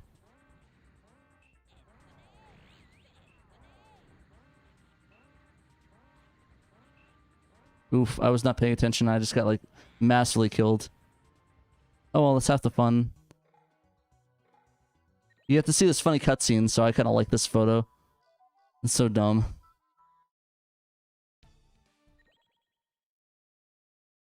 Oh yeah, One Chip MSX, that's what it was. Heard it's really good, actually. And at work. What they call the boss. I did not kill the boss. I was not paying attention, and I got my health, like, destroyed. Oh yeah, So, no, on the stream there was a warning sign that said "Men at Work." oh yeah, they were referencing the band. yeah. I saw that. I was laughing when I said it. I was like, oh yeah, like the band. That's kind of funny. It's a good band too. Were they ones that did Safety Dance, or was that somebody else? That's Men Without Hats. Oh, okay, they did a Land Down Under, right? That's it. You ever heard the original version? It's like a lot slower and a lot more reggae inspired. Man Down Under? Land Down Under? No, I actually don't think I heard the original version of that one. Yeah, sadly. It's very strange being used to like the radio version. Interesting. Let's try this again and not get killed in an instant.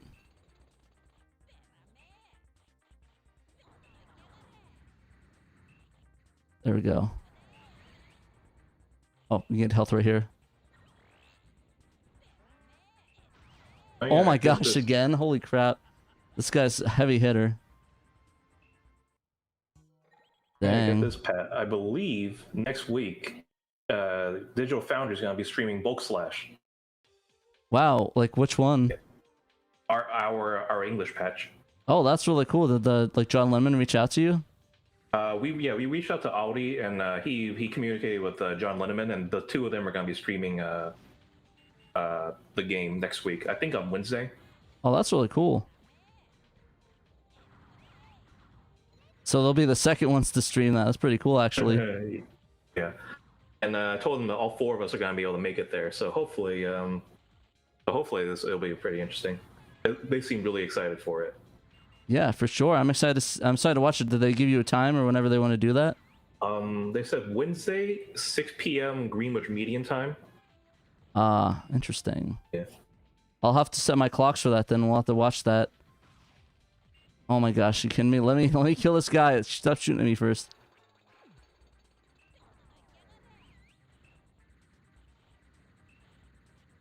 I'll of course be making announcements on social media and all that stuff to clarify, to tell everybody. Nice. Well, I'll definitely be in front row. Let me know. What the heck is that banging sound? Is that on the stream or is that from you? There we go. That Killed might him. have been just me chuckling. Sorry, I heard like a banging noise. I think that might have been from the game. I thought it was in the chat. I was like, what the heck is that noise? Of course, though, I think I'm really just going to be using that time as an opportunity to Trojan horse all the Soccer War stuff that we do. Hell yeah. I know John Linneman's a bit of a fan of that series, so hopefully I'm down. I'll offer him the Soccer Wars GB translation as well. I'm down.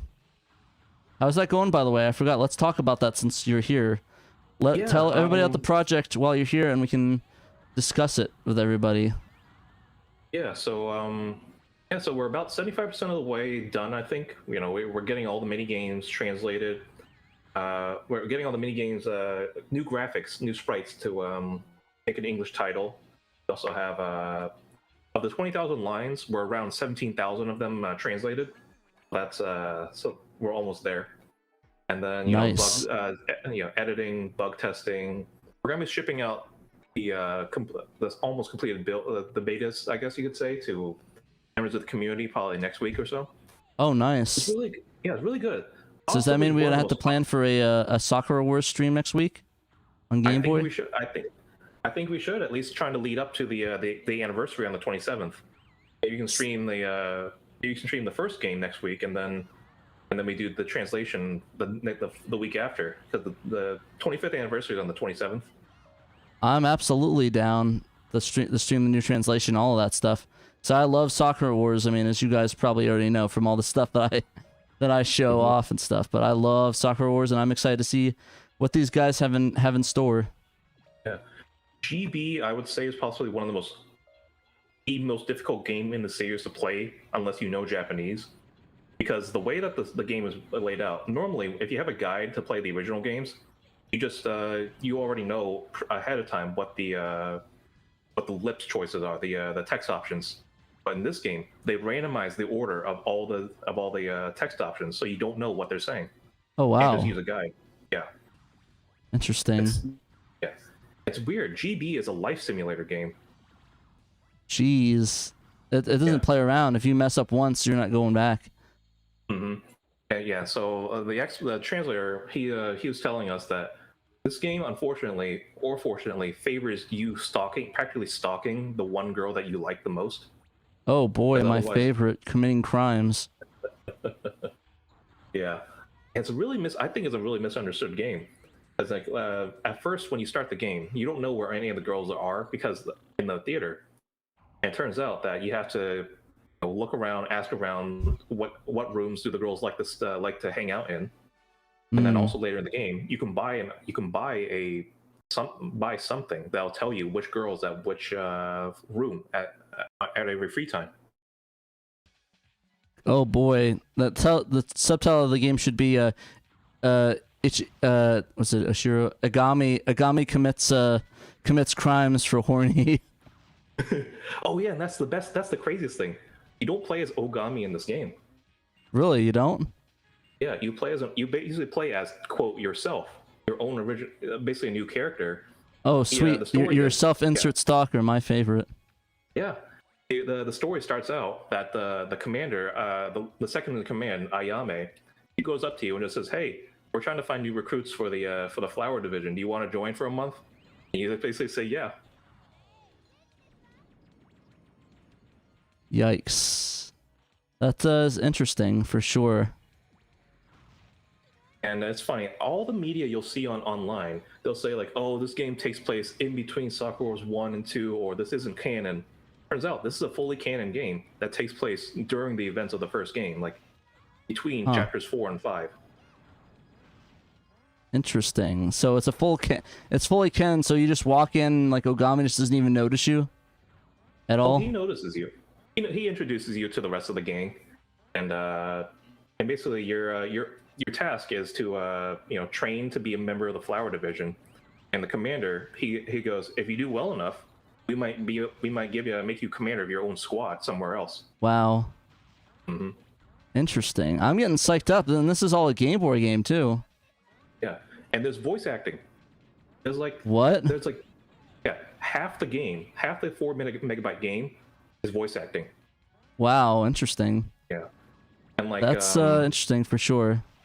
Yeah, our programmer, he found out, and we posted this on the cutting room floor. There's a bunch of unused voice clips, so this game is a lot bigger than it needs to be just because of the voice acting. The endings are fully voiced by the girls. but that was unused content. We're gonna Oh, try and crap, see I if we can died. restore that. Huh? Wow, that's unused content. What the heck? Yeah. Why The was it issue cut is though? The issue is that whenever you do voice acting in a Game Boy Color game, what he's saying is that it takes full control of the CPU, and the theory is that it just slow down the game a lot. In terms of pacing, not in the actual like frame rate. So that's our theory, is that it just for pacing issues. So you guys gonna try to restore that? And there's voice acting for the entirety of the game, or just like certain parts? Not for the entirety of the game, just like if you click on an option, sometimes the girls will say something. Huh? Interesting. I'm definitely excited to see what you guys have come up with. And have you guys still you're still in progress from restoring that though, right? That's not like a done deal yet. Yeah, that's sort of a it'd be nice to have it, but that's like a low-ish priority for us. It's just a pipe Right dream. now. Like just get it translating going, and then we'll work from there, right? I think you'll like all the main games that we chose. We named them. Funny enough, all of them are basically Sega game parodies. Like there's one where Maria's minigame is you going to target practice with her, and we call it, instead of House of the Dead, we called it the House of the Wakiji, because that's the name of the enemies in Sakura Wars. That's pretty funny. Mm. And was that in the original Japanese game as well, or is it they didn't do that in that game? No, theirs were if you did like an accurate translation of the Japanese names of the mini games, they wouldn't make any sense to us. So we decided to have a little bit of fun with it and make it. That's what you got to do. Got to have a little bit of fun, right? I remember talking with the guys who did the main part of Sakura Wars 1, and they were saying the same thing, where they try to get the idea, but it's not worth making like a full on translation of the original names. That's fair enough. Anyways, I kind of like your idea. Anyways, make it a little bit more fun, like the translators usually do, like some of these games. Oh yeah. So I'm really excited to see what you guys come up with, though. Yeah. And yeah, a lot of lips answers we had to change for ourselves. I always enjoy slipping in memes every once in a while into the translations. Yeah. Like there's one where Iris will ask you what the name of her bear, like somebody will ask you what the name of Iris's bear is, and of course he knows John Paul. Yeah. And so in the Japanese, the thing is that it's trying to trip you up by giving you different answers that you can mistake for Jean Paul. So I put in like Ron Paul and Paul Blart. You should put Ringo Paul. I like how you did Paul Blart though. That's gonna be funny. Like people don't know it's like how did they knew that in that far back? They're like in the future and people it's all translated and that's all they're playing. It's like how did they do this? How did they anticipate such a reference? Yeah, and so the idea is not and of course the idea isn't that that we're supposed to bring in the names, but it's that the names would make you either laugh and basically you run out of time, or it's to distract you because of how close they are. Wow, you guys are very cheeky. Yeah, I got super lucky with this. I was browsing YouTube and I saw this guy make like an hour-and-a-half long video on Sakura Wars 1. I reached out to him. He's like one of the only people in the West that have actually played this Game Boy game. I would not have been able to do this. Oh, you kidding me? He literally had a little slither of health left. Well, sorry, we were saying I'm sorry. I was just saying how like I got super lucky with one of the translators on this team. He's like one of the very few people in this country that has actually played GB. Play Sakura Wars GB, and I reached out to him, and he knows Japanese a lot better than I do, so he's been helping me out a ton with this project. Huh. That's kind of cool. How'd you find him, if you don't mind me asking? Yeah, I was just browsing YouTube, and I saw him make an hour-and-a-half long documentary on the first Sakura Wars game. Oh wow. Yeah, he was saying in his video he just binged through every single game in the series, spin-offs included. Oh wow, you guys got some dedication to the game. But he speaks Japanese, so he probably played it way before that, right? No, he was saying that he bought it like for 300 yen a couple years ago, and just never got around to it until he lost his job in the pandemic. Oof. Decided to just go ahead and start playing them. And Kind of weird how the pandemic pandemic's affecting people's lives like that, though. Yeah. I mean, it's it sounds messed up, but it's kind of sad, but it's also kind of cool at the same time that without the pandemic we wouldn't have some of this stuff, Yeah, there's a silver lining in everything. Exactly. I think didn't we talk about that on the show last week too? I wasn't there last week, so. Oh, I thought that's when we did. Maybe it might have just been another chat, but yeah, somebody asked about that, like if the pandemic was the reason for all these translations, and they were like, yeah, it's half and half in a way. Like, while yeah, it does.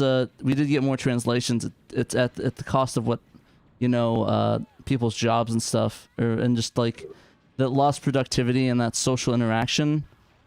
But some of the stuff might have been, like instantly, go, like we get a translation. But some of it would be, would have been just happened in time anyways. Mm-hmm.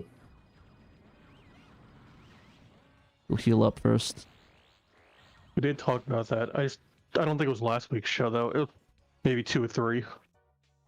I know Derek, when he was doing Soccer Wars columns, he was mentioning the similar idea, just how the pandemic's given him a lot more free time, and basically got him more into translations. Yeah, that makes sense. I think it's and I think the only would have been done if it wasn't for it. But I think it's kind of interesting if you think about that.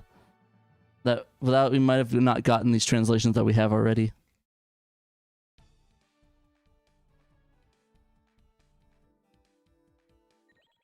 But I am thankful for all you guys that have worked on these translations and took your time doing this, because we're getting some amazing content. Yeah, I'm hoping that once we finish up GB, we can do the sequel, GB2. Oh wow, that'd be kind of cool. Yeah. I don't know if it's the same programming. I didn't know they could give out 2 of them. I thought it was just one was cool enough. Yeah, that was the weird thing. The second one's a totally different game too, where this Wow. is like a life sim that focuses more on like the adventure novel parts. The second one is more like an RPG, like a turn-based RPG. Interesting. Yeah, and it's funny. You play as the cadet from the first game, and you're basically being tasked of filling out a plot hole that was in Soccer Wars 2. Wow.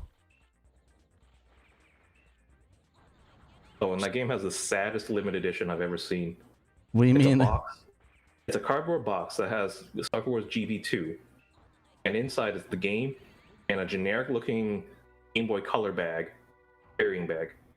Wow. It doesn't have any unique art. It just says Sakura Tyson GB2 Mission Thunderbolt. That's the name of the subtitle. Jeez, that's kind of sad.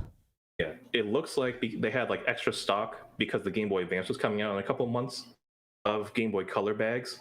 They decided we gotta get rid of them somehow, and they came up with that. What do you mean? What do you mean Game Boy Color bags? Oh, you mean Like, the carrying cases and stuff? Yeah. I'll have to look up pictures of that later. I'll send And a laugh at picture them. I'll send a picture of it later in the SHIRO chat. It's Do you one of have the saddest do you have a big Sakura Wars collection? I think you shared. Oh yeah, I have a gigantic, a sizable collection. My crowning jewel is a teacup sold only at Sumire's retirement show back in 2004. Huh. It's a teacup. Yeah, it's a teacup, a Western style teacup with a saucer and a like gold trimming. I got it for like Interesting. $50. The heck killed me. I remember seeing online one of the most expensive pieces of merchandise, not even merchandise, but it's like an on-stage used Sakura sword that Chisa Yokoyama used on stage during the musicals. How the heck did they get that? Must have been like an extra prop, something that just sat around for a while, because you go through so many of them over the decades. Yeah. How much was it? I think it was like $1,000. That's not bad for what that is. That's not too bad. It wasn't the sword. It was just like the sword guard, like the round thing that goes at the end. Oh, I was gonna say the actual sword. Holy shit, that's kind of cool. But I think that's probably hard to get out of Japan. I don't know if there's like a weapons restriction on that. But that's still pretty awesome. The weapons guard for that. Mm-hmm. The piece of merchandise I want the most, and I'm certain this thing does not actually exist. They made a recreation of Iris's bear Jean Paul. It looks exactly like him. I cannot find this thing. I've looked through thousands of listings online. None of them ever have. No one ever has that thing. What is the most expensive piece in your collection, if you don't mind me asking? I would probably say it is because it's you can't get it anywhere else. It is my limited edition copy, the special edition copy of Soccer Wars 5. It's still sealed, the English version, and it's signed by 2 of the voice actors. And wow, how did you get that? Yeah, so Aaron Fitzgerald, the voice of Chie in Persona 4. She was on Twitter, and apparently she's actually known for just being very nice about this stuff.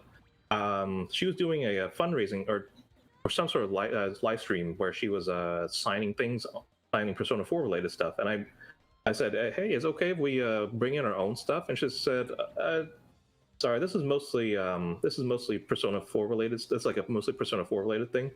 And I mentioned my situation. I wanted to have this thing signed by her and all that. She said, here's my email. Here's my personal email. I'll communicate with you. And she gave me her private email. She gave me her private email. Said, if you pay for shipping, just ship it here, and I'll make sure to sign it. And a month later, she got it back to me. So was which game? What voice was it for the game? Was that for So Long My Love? Yeah, for So Long My Love, she was the voice of the lawyer, Karen. Huh. Yeah, this is one of her earliest jobs too. That's pretty cool, though. Yeah, and then recently there was a convention over in Jacksonville. I got a friend of mine to go for me. Johnny Young Bosch was there. Oh wow! He voices the player character, Shinji Taiga. Oh wow! I didn't know he was in. I didn't know he did "Song of My Love." Yeah, that's crazy. Yeah, and then he didn't say much other than I remember this, but it was a long time ago, which is fine. I get it. That was 10 years ago, I think. Yeah. Fair enough. Over 10. I mean, to him, it's probably like one of those off gigs for some random anime games. Oh yeah, let's do it real quick. Yeah, the unfortunate thing is, as was typical of the time, the voice actors went uncredited just because it wasn't something that everybody was focused on back then. Yeah. So it's probably just another one of those unfortunate side effects of the industry back then. Kind of a sadness. But yeah, no, I actually have a Sakura Wars Sen as a fan that you're probably gonna hate me for. I actually traded my copy of So Long My Love. Oh, what'd you trade it for? My Power Stone standee. Some guy on the Dreamcast junkyard. He wanted. I wanted to trade him because he had that standee. It's like, oh, what do you want to trade for it? It's like, I have some games, and he's like, oh, I really want So Long My Love. Would you trade that for PS2? It's like the collector's edition of it. And I was like, yeah, sure. I think I bought it for like $15 a couple of years ago, and now the stand. Well, I think it went up to like $100 nowadays, right? Is the PlayStation 2 version is about 120, and then the Wii version is about 80. Yeah, but yeah, I think it was a wise investment because I've been getting. I think I mentioned on the show I had like an offer for $1,500 recently for my standee. That's perfectly fine. So Long My Love's really not that good of a game. It's fine, but not as good as the others. Oh crap! I was trying to save my massive blow up attack, but I realized I didn't have any missile blow up left, so I have to go back. But yeah, no, I am a bit saddened about it, but I think it was a worthy trade. But I do really want to get it back though, because I really like that. I really want to play that game. Mm-hmm. But I mean, it's only about 120, so I don't think I'm not that broken up about it. It just kind of sucks. Yeah, people do say the Wii version is a little bit kind of glitchy, but there is one really cool thing about it I never realized. The lip flaps, they changed it exclusively for the Wii version to match the English dub. Wow. Yeah, it's not in the PlayStation 2 version. Not in the PlayStation 2 version. Oh crap! I think I soft locked myself. But yeah, no, I heard about some of those ones, like the differences, but I kind of like the PS2 version because I think it had both the dub, while the Wii version only has the dub on it, right? Compared to the dub and the sub. Mm-hmm. So that kind of sucks in a way, but I guess it's kind of cool that they at least gave that feature for it. Wii version is a US exclusive too. Oh, interesting. I did not know that. So only the only Americans got the Wii version. That's kind of cool, actually. Mm-hmm. Also, I for game, sure. Sorry, what? That game came out like 2 years too late to make a difference. What do you mean? So Long My Love came out in America in 2010 on Oh, PlayStation right. 2 and the Wii. Yeah, By was that time, you know. Yeah. At that time, Wii was already a dead console. Not to mention the PlayStation 2. Yeah, the PlayStation 2 was long. I mean, it was 4 years since the PS3 release, so it's like, what are you doing? But just really sucks that's the case, though.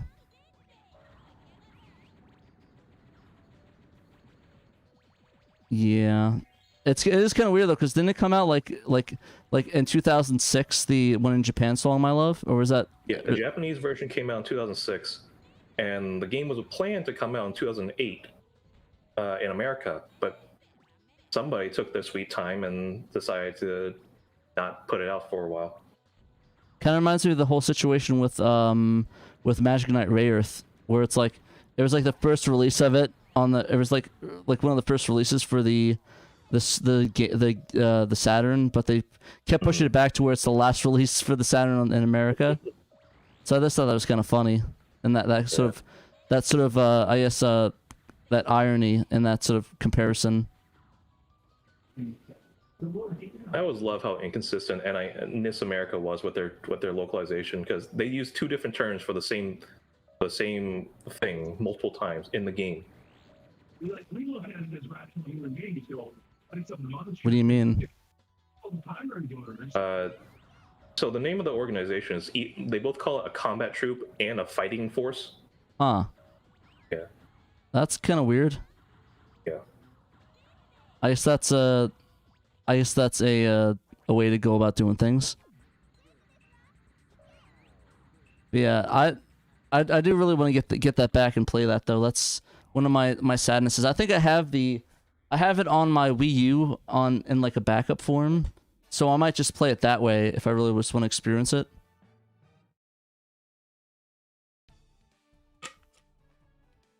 I see somebody Cerulean, I hope I said your name right, saying that the Symphonism songs that the PS2 had isn't on the Wii. So that kind of sucks. And so there was a whole Project Sakura was an issue back then. They wanted to bring the games to the West, among other interesting game concepts. So that's kind of a sadness that. Wait, what? Sorry. Yeah, they were going to bring the fifth game and the remake of the first game over to America, but then Sega was starting to shift over to arcade development at that time, and it got lost in the shuffle. Aw, man, that sucks. Yeah. Aw, man, that's a sadness. I'm just kind of worried now because, especially since I don't think Sakura Wars. Actually, weirdly enough, I actually did see Sakura Wars the 2020 version. I saw merch at the convention I went to. I actually saw like they had the Sakura, and I was like, oh, I'll just wait till tomorrow. No one's gonna be buying this because like I'm like the only one that would care about that. I came back the next day. They're like, oh yeah, that's sold instantaneously. It's like, wait, what?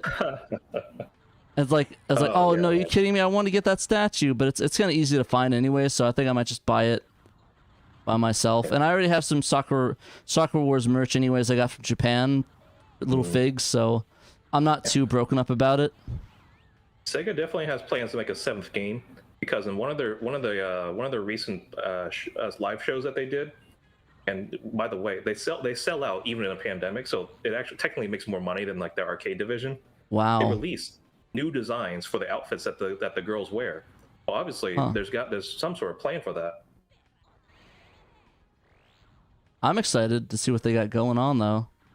I really hope they do another one, and I mean, the good thing about those that nowadays though is that many games that pretty much come out in Japan and from Sega come out in America. So like, I know games that probably would get a release and reconsider it back then, like the Fist of the North Star game and Sakura Wars got translation. So I'm hoping that's going to be the case with the new one once that drops. But you never know. I think at least in Japan it sold fairly well, the 2020 version, the PS4 game. Yeah. The only thing I can tell about the US version is that it took a long time for the game to go on sale, which to me that indicates that like it's selling decently enough that they could actually sell it at full price for a while. Huh. Yeah, to be honest, I noticed that a lot of people, I think a lot of people have been playing that one as well and really enjoying it that are not really Soccer Wars fans, especially given the thing I was talking about, how that thing completely sold out at that convention. So I'm hoping that's a good sign, and that means we're gonna get some new Soccer Wars stuff, because I want to play it, and I think that's what's more important. Like that's the gauge by Sega, is that if I really want to play it, then that means it's good. Oh no no! Oh, I can't get the health. Oh man, I missed it. Well, we can start by next week. You playing the fan translation of the first ever game on the show Absolutely, I'll do that. Yeah, I love soccer. I love the first Soccer Wars game, and I actually, yeah, actually, I don't think I beat it though. I beat the new one though, so hopefully that counts for something. You know, funny enough, once I finish up GB, I'll have worked on more Soccer Wars games in the West than anybody else in the world. Wow. Yeah. Sega, please hire this man. Honestly, I really wish Sega would just be like, you know what? Let's hire you guys out. Let's do the rest of the translation, Soccer Wars 2, 3, and 4, and get a collection going on. I'd be down for it. Yeah, Sega, I'd be down for that. Sega, hire this man. Make Soccer Wars games in the West so I can tell people I'm not a weirdo that plays Japanese, really weird Japanese games that are translated. Please. I find the secret of describing Soccer Wars is you can't call it a visual novel or dating sim. You gotta call it an adventure game. That's a fair argument to be made. I mean, just tell them it's a multi-genre game and it's really good. But to be fair though, a lot of people are suckers for those dating sims though. That's true. Yeah, that's what Sega did with Sonic Mania. Dating sim Sonic Mania, I'm down. Oh, I meant like hiring the fans. Oh, hire fan. I gotcha. I thought you meant there was a Sonic Mania dating sim. I was like, wait, what? Dating Knuckles. There probably is one. Like just like How to Fool Boyfriend. There's got to be like a Sonic version. There's got to be. But yeah, I imagine there's so many dating sims, and that's sort of why I'm hopeful with Soccer Wars coming, because there's so many dating sims that drop like on Steam that's super obscure, and just games in general. It's like, why not? You know, I mean, if we can get like these obscure games, why can't we get, you know, one of the biggest Sega franchises in Japan? You know, well, it's maybe not that big anymore, but you know what I mean. You know what I mean. Yeah. I always tell everybody, you know, in its first year, Soccer Wars outsold Final Fantasy VII in Japan.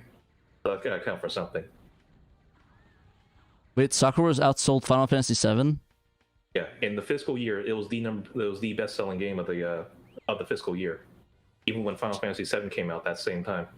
What are you doing, Sega? Oh my gosh, that could have been you. That could have been us, but you're playing. Well, I do know visual novels were poison in Japan. Visual novels and anime were poison in the West for a while.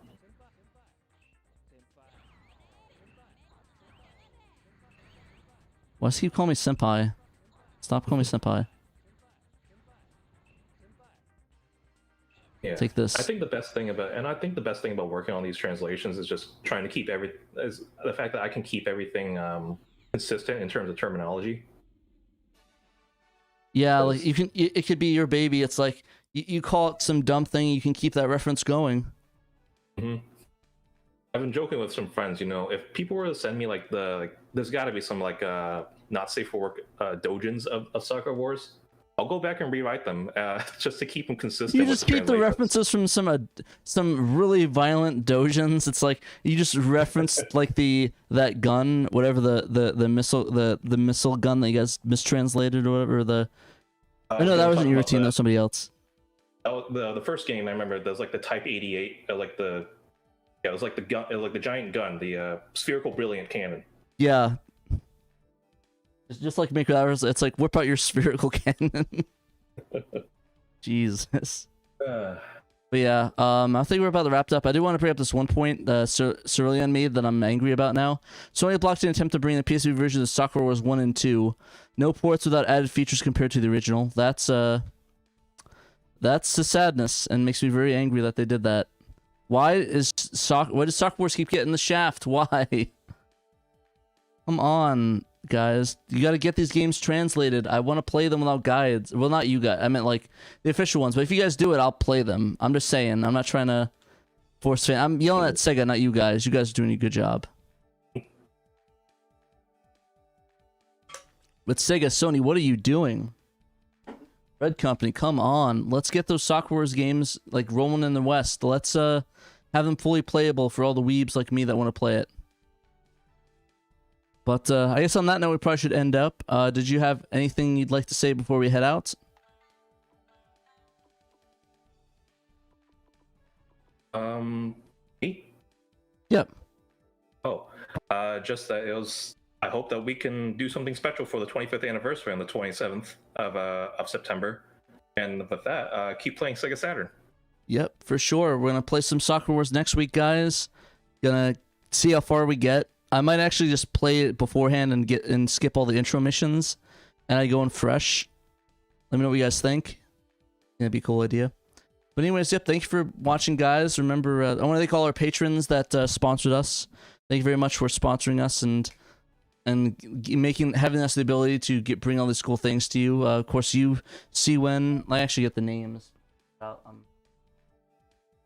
out to Cwen, of course. Thank you very much. Emerald Nova, 32-bit stuff. Momdu, Momphis, and then Super Dimension, Century Orgus, and of course Derek A-Team. So thank you very much, guys, for backing us. If you want to get shouted out, Bex on Patreon on the $10 All Access Patrons. The $10 All Access Patrons tier.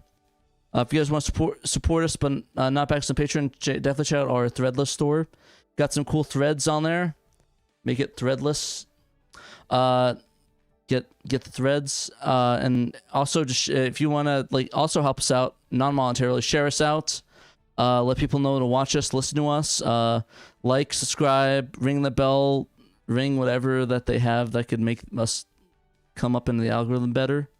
Don't know what you ring for that, but do that. But with all that, thank you guys for watching. Remember, you must play Sega Saturn.